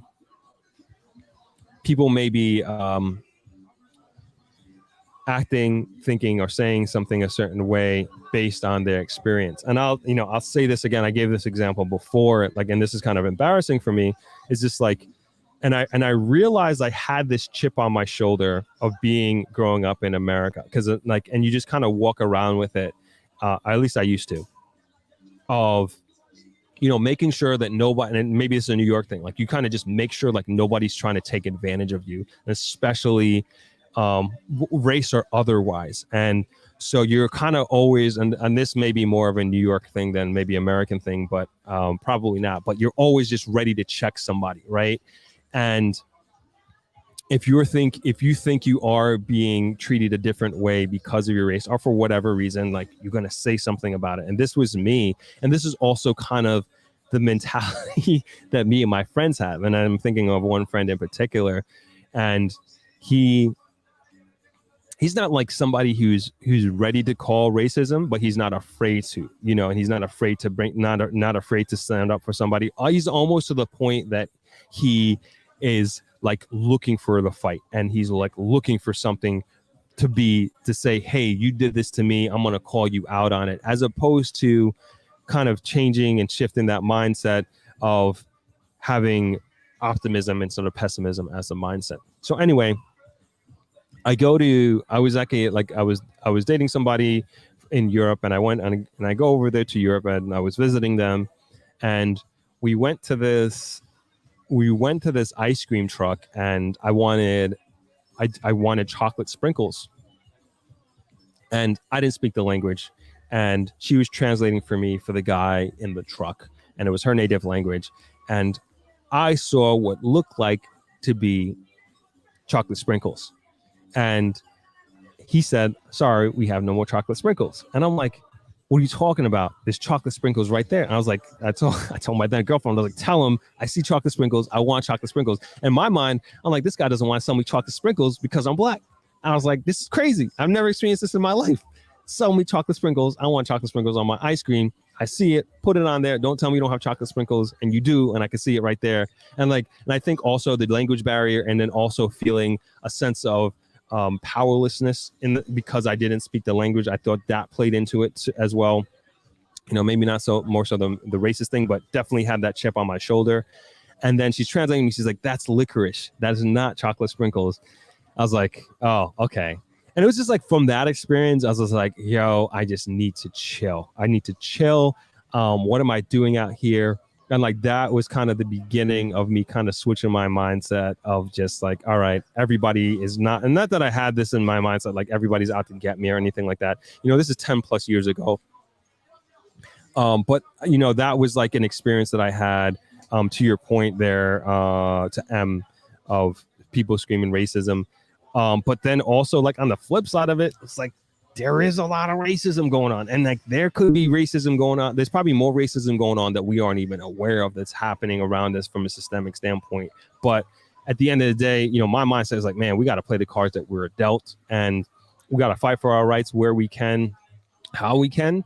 But at the same time, it's not going to be something that is going to completely consume me. It's not going to be something that's going to ruin my day at the end of the day.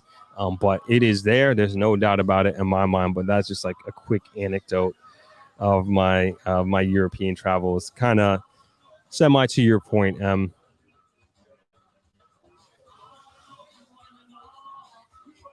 Mr. Info says a lot of Black Americans told me if Jamaica is a great, why we keep coming to America. I mean, people go there to, going there for opportunities, right? This is a land of opportunity. And like I said before, it's when we're talking about the plight of young people in Jamaica, like there is, I admit it, there isn't a tremendous, this is coming from young people in Jamaica. They don't feel like there is a tremendous amount of opportunity here in Jamaica. And these are post-college grads, that's who I'm specifically talking about. Globally Wendy, welcome to becoming a channel member. Welcome to the membership. And I thank you for becoming a channel member. Really appreciate that. Starla says, Mr. Info, as we grow in wisdom, understanding, we can teach and move on. Personally, I try talking about racism. I just to separate from a racist system. What says, one thing to add, don't take social media, Twitter, Insta as real. There's a lot of trolls and people pretending to be black because even more division. Agreed. M says, I get that throb in a way that defensiveness exists in Jamaica as well. Mm-hmm. Yeah. That's here a lot. Actually, that is here a lot. Sometimes you got to calm it down a little bit and bring perspective to people. Miss Cole says that chocolate sprinkle story is funny. Yeah, no, it is funny. Like, especially when I look back, I'm like, what is wrong with you, kid? What says, I realize as a black man, it's important I don't know my history and teach my daughter about racism, so it's always something I talk about. Good point. Sim on the Move says, even if you've never directly felt you have been discriminated against or called bad words due to being black. Systemic racism is real. Racism has identified as a public health crisis in the U.S. I believe that. Global UN says we can fight for a seat at the table or build a new table. I'm with that. I'm with building a new table. Kevin, man, thank you for becoming a channel member. Welcome. I appreciate the support so much. I can't thank you enough. And thank you for all those existing channel members out there. It means a lot to me. It means a ton to me, Kevin. Thank you so much. And thank you again to all the other channel members that are out there. Starlove says, Ebony X, yes, how long are we going to complain? Let's stand up and do something for ourselves. People are Ebony X says people are always telling black people to move on, but they never tell that to the Jews from their experiences. Yeah, I'm not moving on from nothing.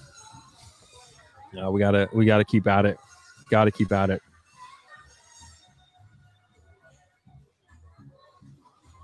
Mark McCarthy says building a new table with it. Kathy Hay chiming in from Baltimore. Good to see you. Thanks for joining.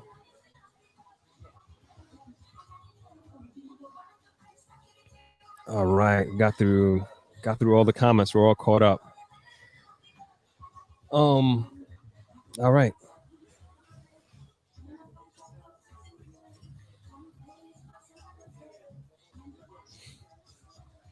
And forever asked me about the whole Kanye West t-shirt thing.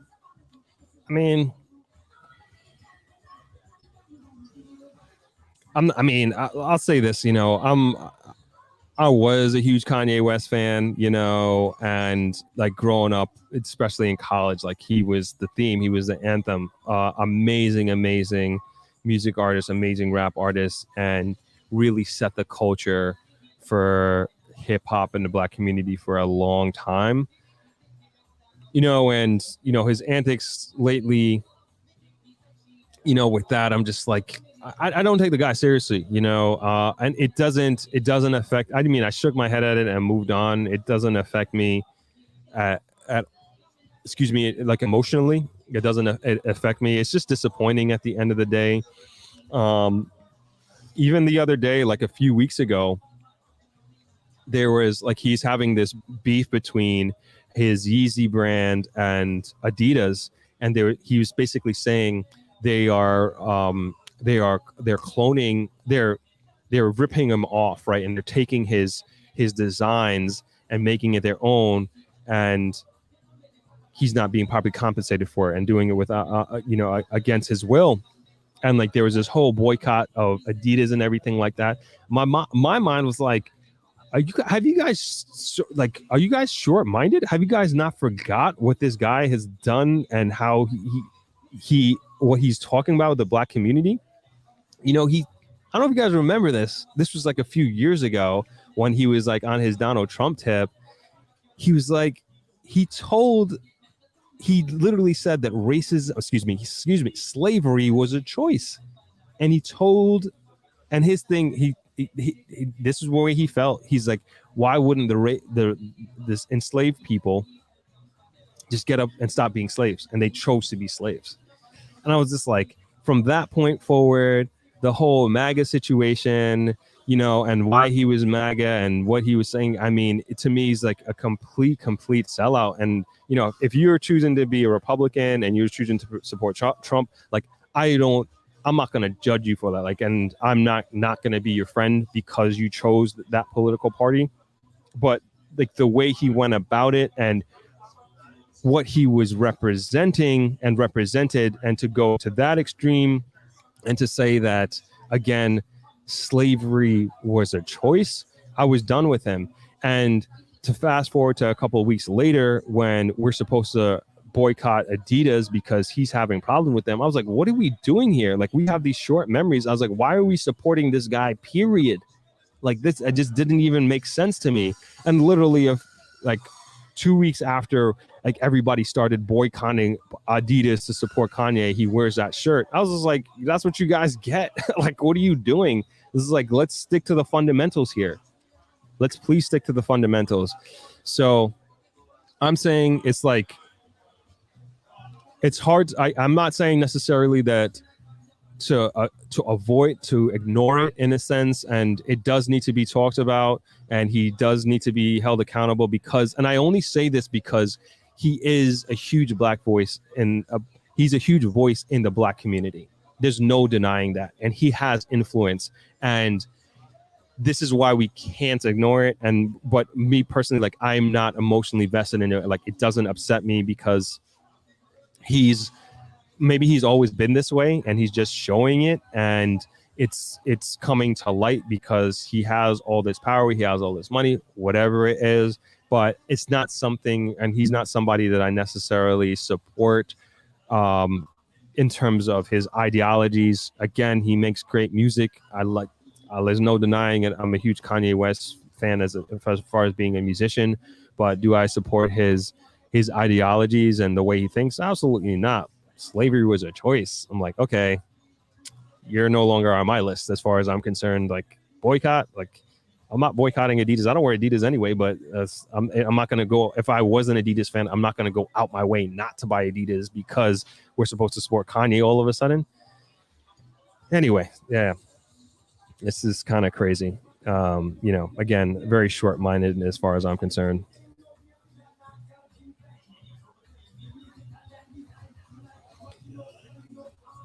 Miss Cole says, me too, musically, he's a genius. Yep.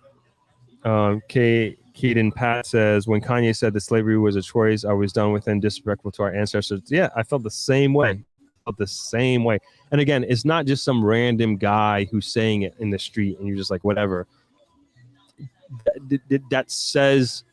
That comes with so much coming from a person who is considered one of the main voices of the Black community, one of the main voices of the hip hop community, because he not only does a disservice to our ancestors and to our community, he also empowers white racism, and he also empowers white supremacy, you know, and like that also, it's a two-sided coin when it comes to a statement like that from a person like that. Miss Cole says, but as lately, not penning him. All right, I agree with that. Ketia B says that is a spiritual problem Kanye is experienced ever since Mama passed. Could be. Yeah, a lot of things changed when his mother passed, for sure. What says, yep, as much as I like some of his music, he's just a troll at this point. Agreed. Miss Me Sand says, we may have to forgive Kanye, as I think he could be suffering psychologically. That is out there. That could be the truth. You know, I heard some people said that he's off his meds, and you know, I've heard even his team is worried about him.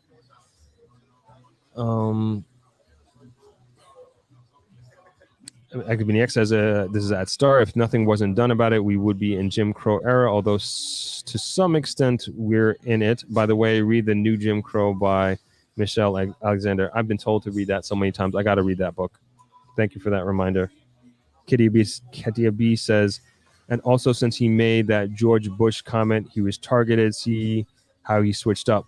Yeah, that's the other thing. Remember that? Like, Kanye was our guy. This is like, how do you go from the Kanye of George Bush doesn't like Black people to slavery was a choice. Like, I don't get that. Katia V says, and he mixes with the witches, Kardashian, whatever. Ingrid Baby says, as Black people, we do way too much celebrity worship. These people don't care about the Black race. They only care about what they can get for themselves and their families. Star Love, we talk about it as people will change. When we understand that racism will not change, maybe we would get up and begin to do for ourselves. What says he's a billionaire, he's just about the dollar. M says these people are paid to create controversy. It definitely seems like that. Shayna Love Coaching says, I'm liking your intellectual rants. Like they say NOIC. Tell them when tell them why you in a bad mood, son. Why you mad, son? Tell them why you mad, son. Oh, that's funny. I didn't know you're up on that, Shayna.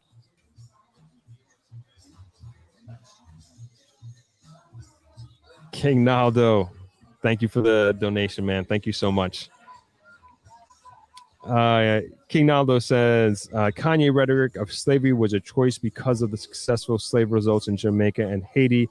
Also, Nat Turner complained that half the slaves he freed went back to the masses willingly. That's because of mental slavery. I'm not surprised at that. And I heard stories about that because you're mentally enslaved. You're mentally enslaved from that experience. I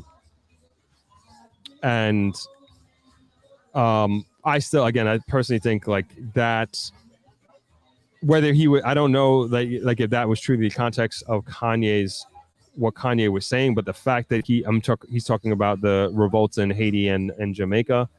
I just don't agree with that, like in totality. But when you're like enslaved from generation to generation, and that's all you know, and you think that you are literally a piece of property or you're a piece of equipment that's used to go and harvest cotton or harvest whatever it is. I don't know. And that would be hard. That would be hard to break. I can only imagine trying to break that mentality.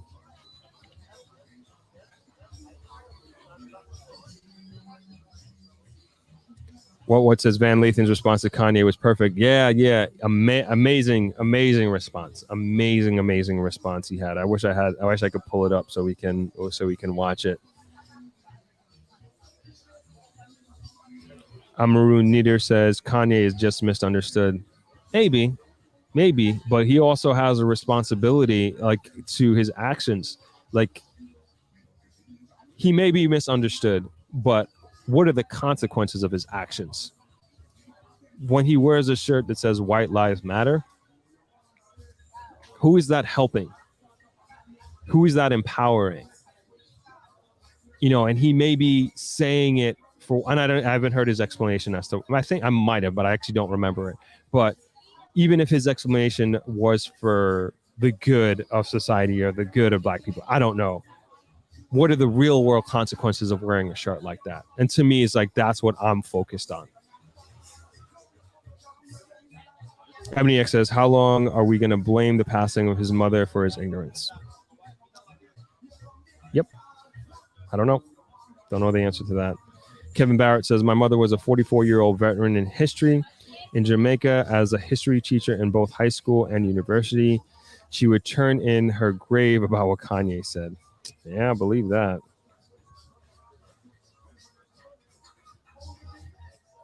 Ebony X says, do you really believe that Ye knows about these events?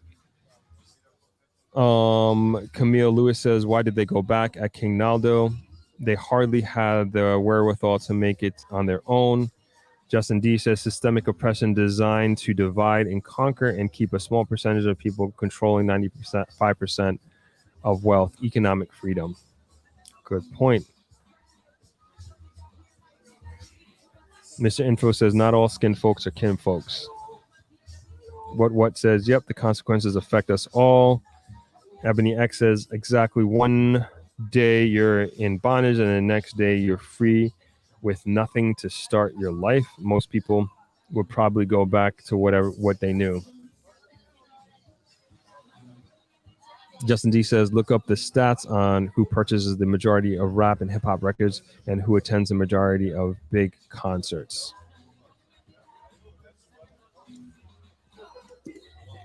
I believe it's middle American white people, if I'm not mistaken. You can correct me on that, Justin.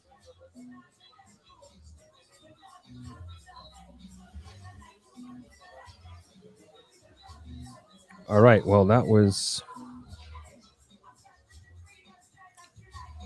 I know I'm missing something else. I can't even go back. There was something else I was supposed to fall back on. Justin says, not us, 100. There we go. All right. Ebony X says, you're right.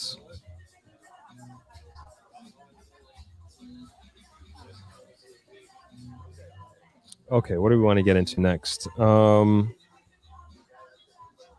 Logistics hub. Thank you, Seema, on the move. Thank you. Appreciate that. Okay, somebody asked about the logistics hub earlier, and I don't remember the exact question, but we can just talk about it in general.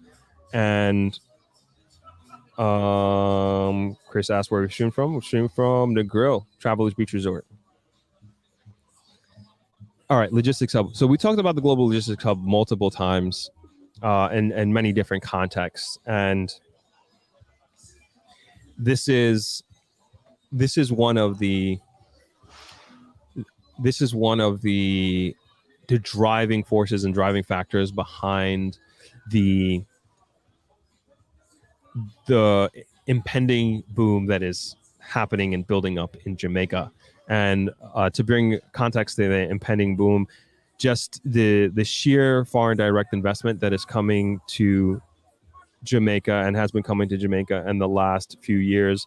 We're talking about billions. I would say tens of we're talking tens of billions of dollars that have been injected into the economy and continue to be injected into Jamaica in the form of foreign direct investment. And we're talking everything from massive hotel developments to residential developments. And this is really being driven by the impending, I would say, global logistics hub that is coming to Jamaica. And Jamaica has the largest natural water port in the Atlantic Ocean, and the deepest, I should say. And that's in Kingston. And it can take these mega ships that come through the new Panama Canal that was expanded to take on these mega ships to come through. And Jamaica would be these hubs. If you just think about the logistics hub that is Singapore, which is an island nation in Asia. And I remember I went there with my dad in 2018. I forget what hotel I was on top of, but you could look out to the port, and then all you saw was all these ships that are waiting to come in to go through Singapore, through their logistics hub to get to the rest of Asia. And each one of those ships was 100,000 at the time, was 100,000 US that they had to pay to get through. And they were like, I wouldn't say countless, but like dozens. There were dozens of them out there. I'm like, this is crazy. I remember counting them up. I don't remember when I counted to, but I remember like, man, that is so crazy. And I was thinking like, and this was before I even heard about this logistics. I remember thinking of like, man, imagine Jamaica had this. And lo and behold, like it's just something that you've been working on for a long time. And that continues to be the logistics hub that is here in Jamaica, continues to be what a lot of multinational companies are betting on, and why they're investing so much in Jamaica, because that is going to bring a tremendous amount to the economy here. And this is something that I believe, I said this many times before, that could really change the life of every little boy and girl in Jamaica. Because I mean, if that type of money is coming into Jamaica, forget about it. I mean, because I'm thinking I'm thinking schools first and foremost. I'm thinking like national transportation. Like I also think that's why there is such a focus on the transportation grid in Jamaica, and the prime minister has made like a big priority of connecting all of Jamaica. And there are like many highways that are being worked on right now that are one. I think the one in Mandeville is coming online fairly soon. I saw a drone video of it. It looks absolutely beautiful. And they are doing what do you call those, bypasses throughout the island as well, to make it easier and faster to get from different parts of the island. I don't know what the vision is, and like in terms of like, for example, 2022, it takes say 6 hours to get to Portland from Negril, right? Is it in 2026 we can get there in 3 hours? Do you know what I'm saying? So I don't know what the vision is like in relates to that. They talk about different places, like from point to point in terms of cutting it down. I know one bypass that I'm particularly interested in is the two that they talked about from here to Montego Bay. One at Lucy, bypassing Lucy, and then one in Hopewell. Because those are the two major, I would say, bottlenecks that are really extending the time that it takes from Montego Bay to Negril. And that's huge for us in the hospitality industry here in Negril, because if we could get it to a situation where it's a 45-minute easy drive from Negril to Montego Bay and vice versa because of those bypasses, forget about it. That's going to change our economy completely of this little town, because it's going to give us so much more access to day trips. It's going to give us so much more access to cruise ships. It's going to give us so much more access to doing business and commerce. And it might be even turn into a situation where people can live in Negril and work in Montego Bay and vice versa because of the roads. And imagine we can get it down to like 30 minutes. Oh my gosh, forget about it. This is going to become like a really sought after place, unlike, not that it isn't already, but it's just going to take it to another level. So these are the things that have like these trickle down effects of this logistics hub that is affecting so many different parts of the economy, both macro and micro. And this is what a lot of people are excited for. I don't know what the date is set for this, or when they're looking to launch. I can't speak to that, but it's something that the government has been working on for quite some time.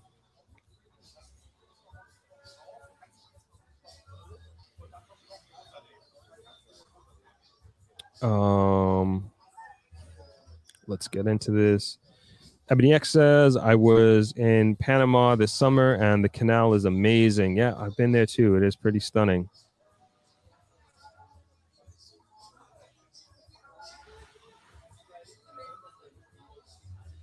Ebony X says, that's if the money doesn't end up in the politicians' pockets and foreign banks. No, we got to hold them accountable. We're not going to allow that to happen. We, the people, that is. Mr. Info says Jamaica needs to have the right government in a place to fully benefit from the logistics hub. We better. Mark McCarthy says we are developing our country and making commute much easier for the travelers. That's right. Deborah says, is there any discussion about building a high-speed train system across Jamaica? Not that I heard. I think that would take things to a next level, completely next level. And it doesn't necessarily need to be high speed. Would be great. I'm not against that. High speed would be fantastic. But if we just had a better public transportation that didn't rely solely on taxis, I mean, like I would say, that's what we mainly rely on in Jamaica. Within Kingston and Montego Bay, they have I forget what you call it, but basically MTA of Jamaica. That's the best I could think of. Public bus transportation, right? They have that in Kingston and Montego Bay, but we don't have that in Negril. We don't have that from, like, say, Negril to Lucy or Negril to Montego Bay or anything like that. All we have is the Knucksford Express, which is a private company, but it's very good service, but it's not public transportation.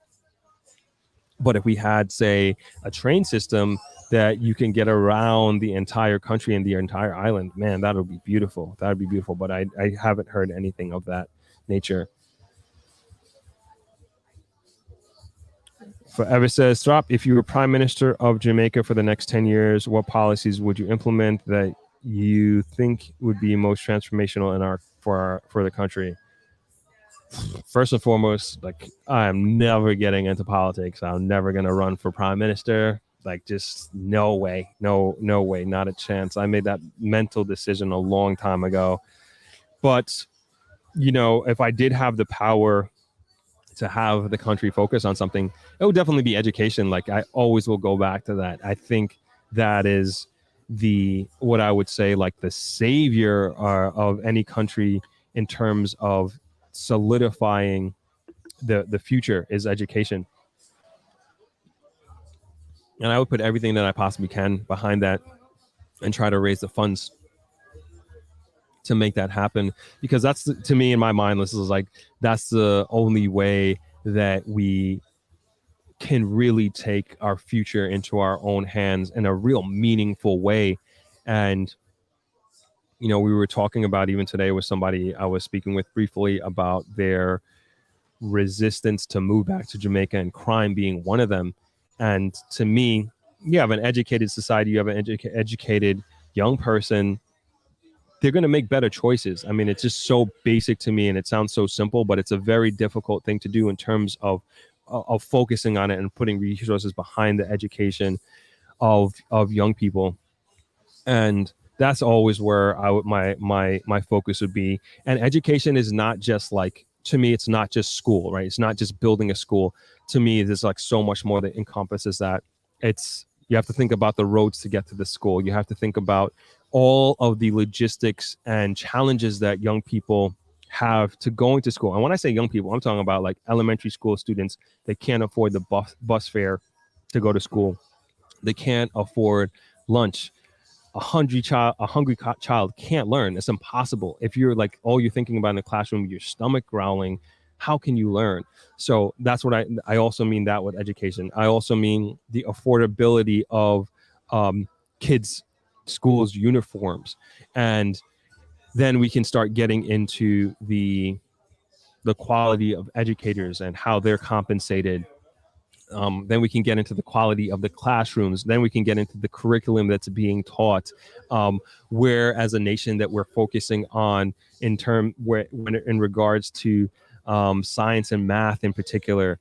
Like, these are the things that I would focus on. And then, like, outside of school, the educational part of school, it's like, you also need the resources for extracurricular activity, because that's so much a part of a child's education. And to me, and it's so much a part about so important in terms of the experience of a young person, is having recreational opportunities. And that could be anything from sports recreation and having facilities to have soccer or football, to do athletics, to do track, volleyball, whatever have you, a space to have clubs and after school programs, because that to me is where the gap is when we have young people with idle hands and idle minds and nothing else to do. But if we put them into a program and we have them in a regimented schedule, it's like they can't get in trouble. They can't go down the wrong path. And like with me growing up, my schedule was packed. Like, there was no time to do anything. Like, I went to school, practice. After practice, like, as I was exhausted, I had to come home, do homework, and I went to sleep. I wasn't even allowed to watch television during the week. And so that was like my schedule. Like, every single day, I played sports every single season throughout high school. I was in, I can't even remember the clubs I was in. I was in multiple clubs. I played multiple instruments. Of course, I'm saying this like from a position of privilege of, again, being in New York and being in Long Island, but nonetheless, these opportunities were there for me to take advantage of, and I was allowed to participate in them because they were there.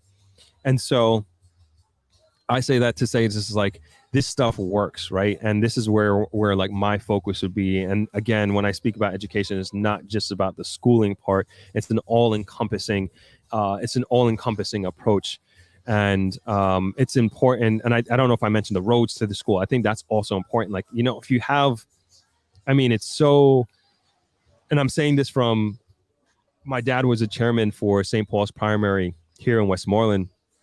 St. Paul's Primary, if you know St. Paul's Primary, it's like literally in the middle of a sugarcane field, literally. And you have to drive in on a dirt road. And when my dad first took over, like the kids were still using pit toilets. The classrooms were separated by like those moving chalkboards on wheels. And so you're in one classroom, you're hearing exactly what the next classroom is being taught, and like any sort of disruption and what the teacher's talking, like, and it was just such a crazy way to get an education in terms of an efficiency, from an efficiency standpoint. You know, how many people and how many kids fall through the gaps and fall through the holes when a system like that. And so, you know, one of the first things that my dad did was to build a proper toilet and get away from the pit toilet, because, you know, from a sanitary perspective and health perspective, that was a priority. Then we ended up putting partitions in between the classrooms. And then another year, we actually ended up building a computer library for them as well. But to me, like, I'm just kind of pulling on these experiences that I've had and I continue to have here in the Grill about what's working, and especially what's not working. And that's where that's kind of where my focus would be if I really had the power to do something and make some meaningful change in the country. And we also got to understand that, like, that is a long-term plan. And that's the thing with education. You're not going to feel it for 20 years. You're not going to understand that impact, but you're changing a generation by doing that, because it takes so long. But that's the hard thing, you know, and that's the hard thing about it.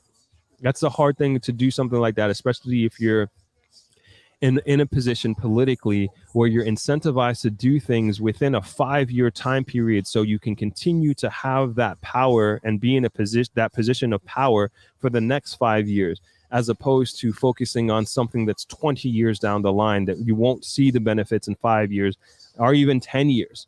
And that to me is like the approach that we need to take and the mentality that we need to take. And I'm not saying that the government and people in government now are not doing things to focus on education. I just think there needs to be done more, and more can be done along that line. And again, that's where my focus would be. Good question. You made me go down a path forever.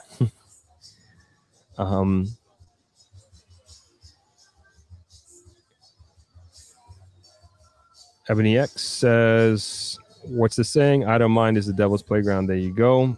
Thank you very much, King Naldo, for another donation, man. Appreciate it. Thank you so much. King Naldo says, Jamaica will be following Guyana path next, as the United States oil confirmed 3 billion barrels of oil offshore in the Walton Basin. So exciting times ahead. Walton Basin, is that in Jamaica? Is that Jamaican waters, Naldo? I'm not familiar. You're gonna have to educate me on that. Calligraphy says, amen to your educational vision, well thought out. Thank you. Amaru Netter says, at high school in Jamaica, I was in 4-H club, choir, Boy Scouts, played sports, etc. No time to get in trouble. Yeah, I'm sure there are other parts of Jamaica they have that. Here, like in the West, we actually have split days, so kids are going to school for only half the day because the population is so high in many of the schools here.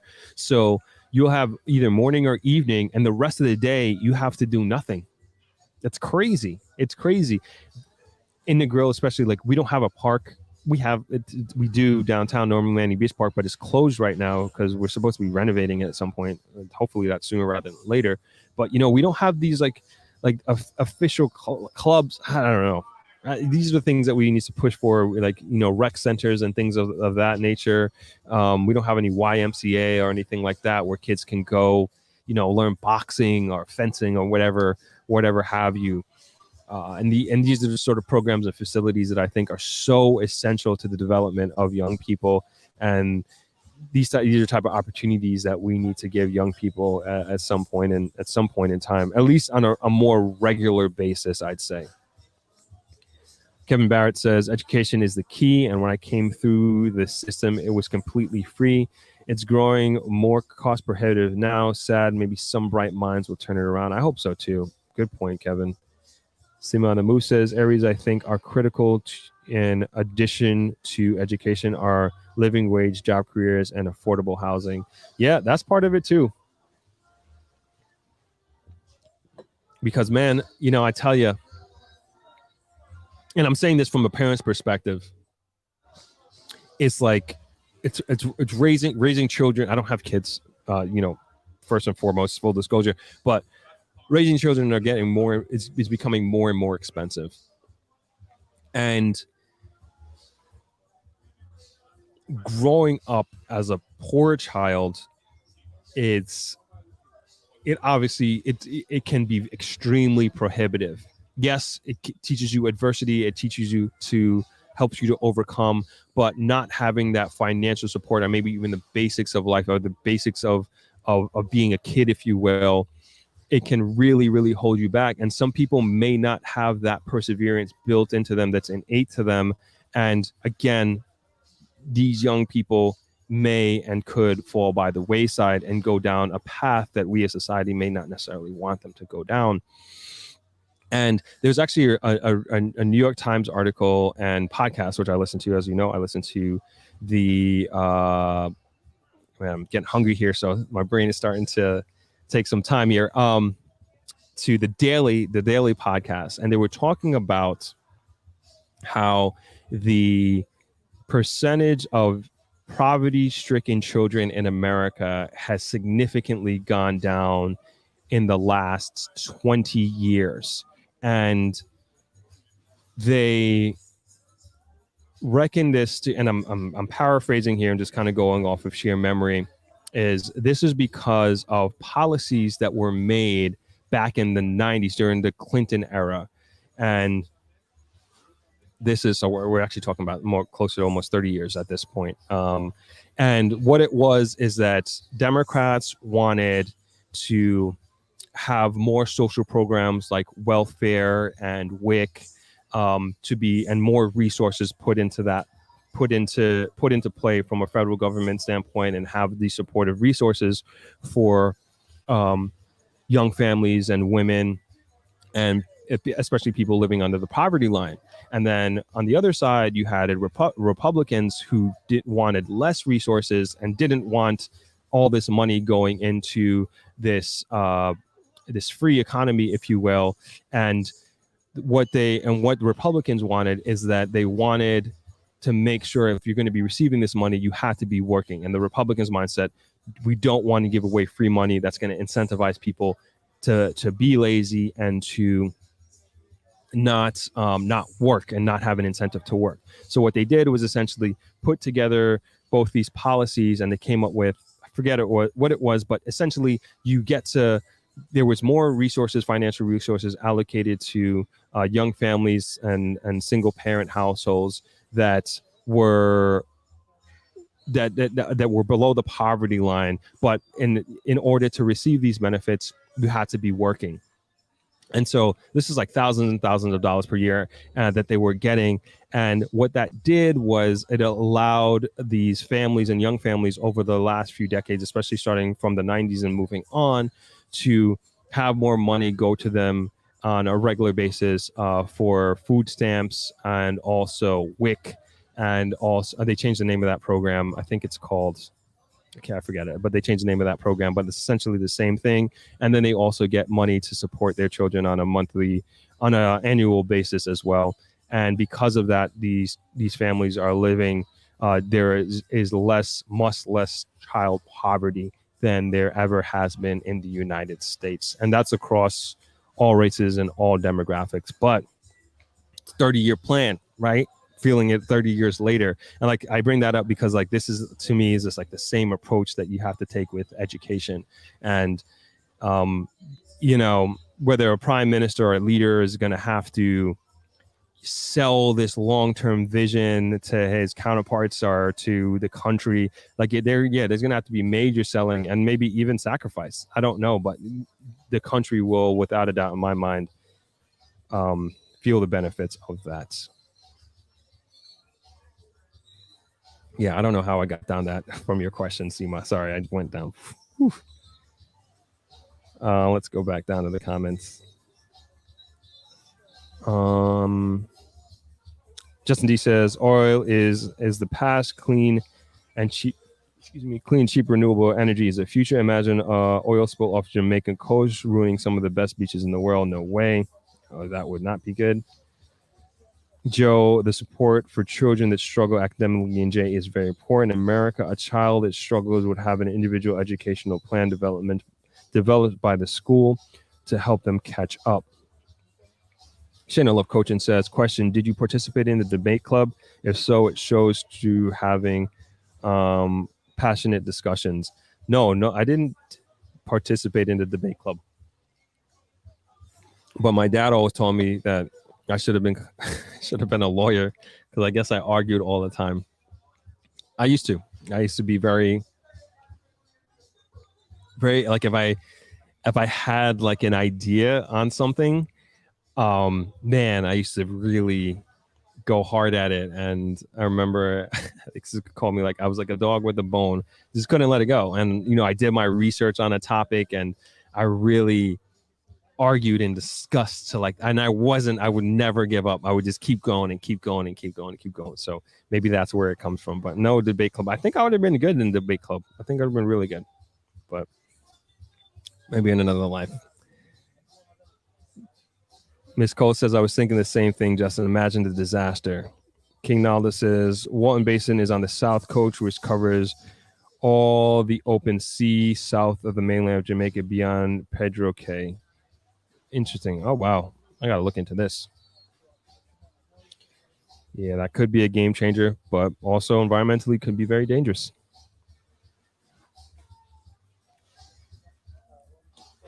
Misan says, it's puzzling why there's no children play area and activities for children and elders in Jamaica. I mean, there are like Harmony Park, for example, in Montego Bay, which is the newest Jamaican public park. Absolutely amazing. I haven't been inside, but like from the outside looking in and watching videos, it looks gorgeous, gorgeous, gorgeous, gorgeous, gorgeous. And very well manicured, secured, 24-hour security as far as I know. Very, very well done. Something that I am super, super proud of. There's also Emancipation Park in Kingston. But as for other sectors or other areas of Jamaica, I'm not sure. I know Negril, nope. We got nothing. We got Nathan at all. Hopefully we can get something soon. Like I said, downtown at Norman Manley Beach Park. Globally Wendy says, my number one priority is developing affordable housing. Currently, Orlando, Cocoa, Jamaica, Senegal, Kate Coates, the Ivory, sorry, I don't know where that is, are my current projects looking to empower more Black developers for affordable housing. Global Wendy said there is funding for clean energy projects. I support UN Sustainable Development Goals, or SDGs. Any new community can access funding for clean energy. Calligraphy said my dad used to tell my brother this, tell my brother the same thing. Yeah, I support your brother. Lorraine Ellis K says Jamaicans love to say you should have been a lawyer. I guess so. Ebony X says Harmony Park is beautiful. I was there last year. Awesome. Yeah, I heard the same thing. I keep hearing the same thing.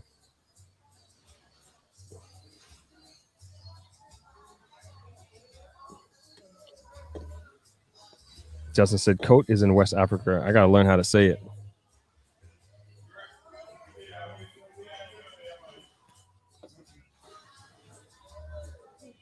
Cote D, West Africa. Everybody's telling me Ivory Coast. Yep, sorry. Thank you for that. I do want to talk a little bit about Throp X before we start. We're going to start wrapping up here. So we're not quite. It's French, Justin says. We're not quite there yet. Oh, man. In terms of, we're not quite there yet in terms of, I was going to say we're about a month away. We're a month away. Tomorrow makes a month away from ThropX. Got a lot going on before that. What do I want to say about ThropX? So we're about a month out, I would say. Things are coming together fairly nicely. Candice is helping out tremendously. I'm not sure if she's here in the audience, but working very hard on putting everything together. Right now our focus has been completely on the logistics of the actual event. We got essentially all of our panelists. We're trying to work on this one special guest. If we get this person, I don't know, am I going to even allude to who he is or what he does? But we're trying to get them as a keynote speaker for the farewell dinner. Looking promising, but until it's confirmed in writing, can't announce it. So looking forward to hopefully having that. So the panelists, I'm excited for all the panelists, and every week I've been announcing new panelists, and I'm excited for the itinerary. The itinerary that we have. The only reason why I haven't put the itinerary out is that I'm really working off of the schedule of the panelists. And so most people, like, the Saturday has been better for them. And so that's kind of where it's looking towards in terms of like packing most of that day with, I would say, that the more technical aspects of the conference. Technical aspects meaning banking and financing, investing in the Jamaica Stock Exchange, and the real estate, they're going to be there all weekend, as a matter of fact, but the real estate will be throughout the weekend. But again, the more technical aspects of the conference is looking more like Saturday than everything else. Also, the real estate law as well is going to be on the Saturday as well. But we continue to put everything together. And what would I say? We got the team together for, I'm just trying to go through my head about like what I've been working on lately, and hopefully I'm not going to repeat myself, but we got the live stream team, we got the documentation team together in terms of like putting together, like I said before, we're going to be live streaming it.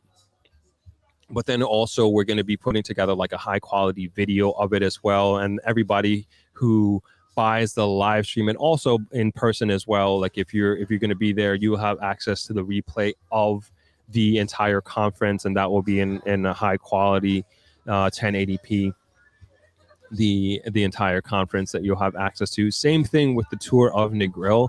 You'll have access to the replay of that. We are not going to live stream the tour of Negril because I think it's just going to be too cumbersome and the quality just is not going to be there. So you'll have drone shots, and you'll also have the on the ground videos, and also any interviews or talking head situation with the realtor who's giving us a tour. You'll have access to that forever. So we're going to have that online always. So you have that. I'm just reading the comments here. You'll have access to that forever. Calligraphy is asking, what is ThropX? So ThropX is an investment conference that I'm hosting that is really being driven by you, the subscribers, and you all are the one that came up with this idea, as a matter of fact. And it is an investment conference where you have the opportunity to, if you're thinking about moving here, if you're thinking about investing here, I say this is an opportunity to dip your toe in the water of getting an understanding of what it may look like or what it may take for you to actually make that move. And I am putting together and facilitating panelists in different areas of expertise of that of a phase of moving to Jamaica. So what do you need to move to Jamaica? Like you probably need a house. First and foremost, you need to finance that house. What do you want to do to invest in Jamaica? And that is a very big topic that people are interested in, is like, can you invest in the Jamaica Stock Exchange from abroad? And we're going to have experts in that as well. And so I always say, like, when we talk about moving to Jamaica, it's kind of going a little bit off path. Like we always talk about, people ask me, like, what do you recommend the first thing that you should do? And I always say it's just like, it's important to come down and get a feel, watching a YouTube video or listening to a podcast, like that's one thing, but then actually coming here, living it, breathing it, eating it, sleeping it is very, very different. And so you also kind of want to pop around. I always explain to people, regardless if you grew up here and you were here 20 years ago or even 10 years ago, it's a very different country, I would say, and different parts of the country are different.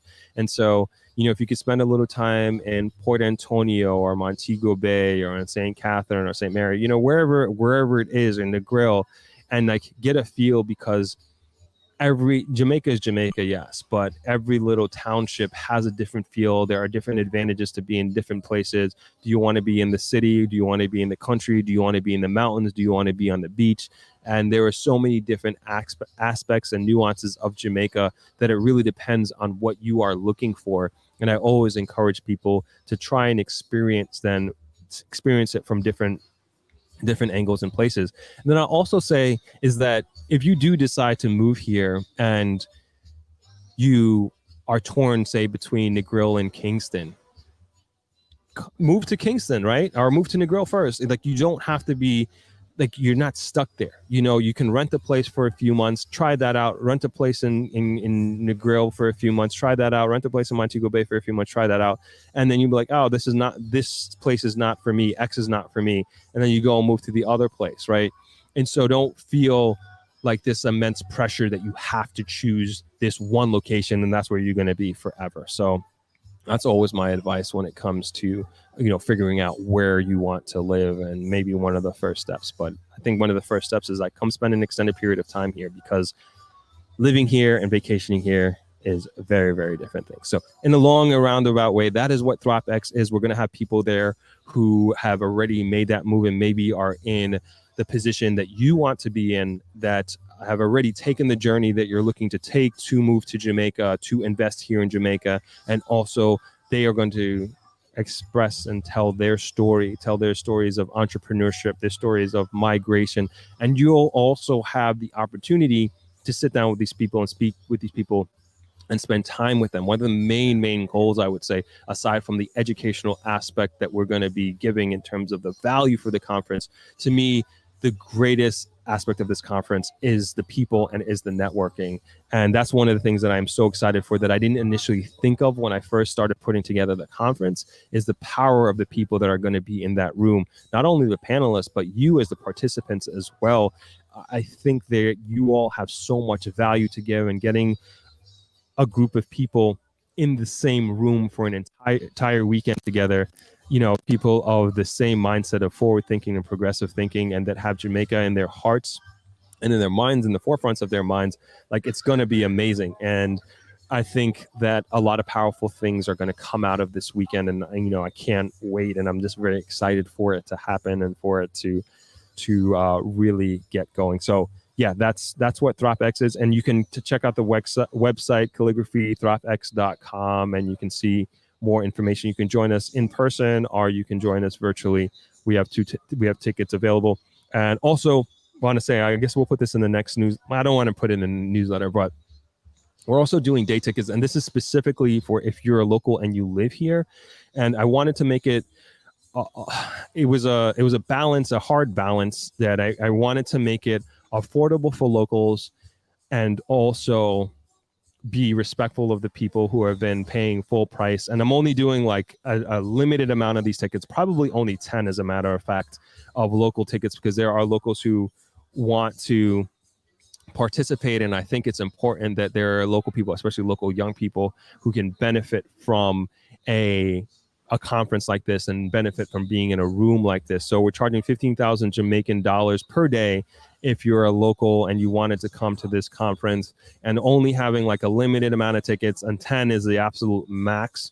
And I've already verbally sold 2 of them already. So we're probably only going to do 8 more at that price point for 15,000 Jamaican dollars for Jamaican per day of the conference. And same thing for the farewell dinner. We're going to do $15,000 for that dinner, and that's for locals. And that's probably only going to be about 5 people, I would say, 5 locals that we would open that up to. So that to me was like the best way that we can keep it fair and within the integrity of the people who have paid full price for their tickets, and then also open it up to locals to make it affordable for them. So $15,000 per day for locals who wanted to come to ThropX. Thank you for the question, Calligraphy.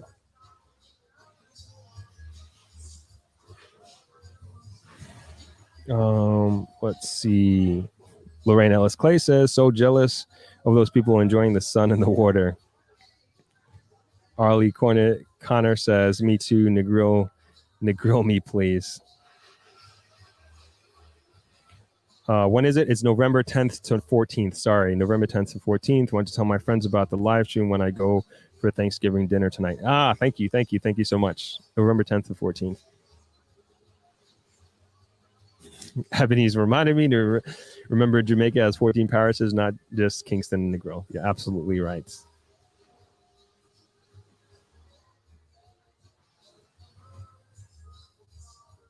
Okay, Kate Naldo and Justin are having a discussion there. Okay. All right, I think we're going to call it there. This is another good discussion. Pretty fruitful, I'd say. Wow, what am I doing all the way over here? It's supposed to be in the middle.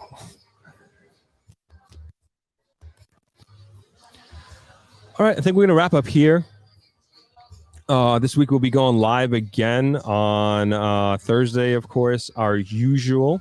And I'm going to be, and I guess I'll talk a little more about this on Thursday, but I'm doing, I'm a panel speaker at another event on Montego Bay on Saturday. So I'll be doing that. And then we're going to be here again on Sunday, but I'm traveling to LA the following week. So we're definitely not going to be doing the live stream the following Thursday, but I'm getting a little too far ahead of myself.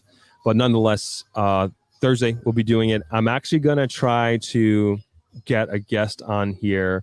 I'm going to try to get Carwina. Remember on Thursday we tried to give them a call. They actually called me back. And so I'm going to see if I can get them to come on the live stream to tell us a little bit about their development on Thursday. If not, we're going to call them on Thursday live. But I really don't want to do that to them after me saying this. I'd rather them come on and tell us about that development, which looks very, very interesting. And so we're going to reach out to them this week to see if they would be willing to come on to tell us a little bit more about what's happening with that. And that'll be on Thursday.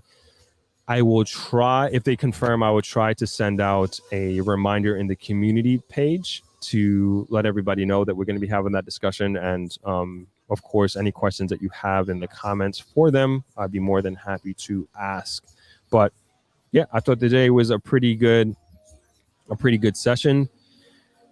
And I always enjoy these. It goes by so quick, you know, we're almost at 3 hours, but it flies for me, except for I get a little hungry just from talking for so much. But that's about it. Other than that, I enjoy these a lot. All right, I think we're going to leave it there, everyone. Thank you so much for joining me on this Sunday. I hope everybody has an amazing week. Enjoy the rest of your Sunday wherever you are. And like I said, we'll be back at it again, 4 p.m. Jamaica time on Thursday. And hopefully we have that developer guest coming through with us, and you can have all of your questions answered about that development then. Until next time, everybody, I will see you on Thursday. Have a great week. Have a great Sunday. Enjoy the view one more time.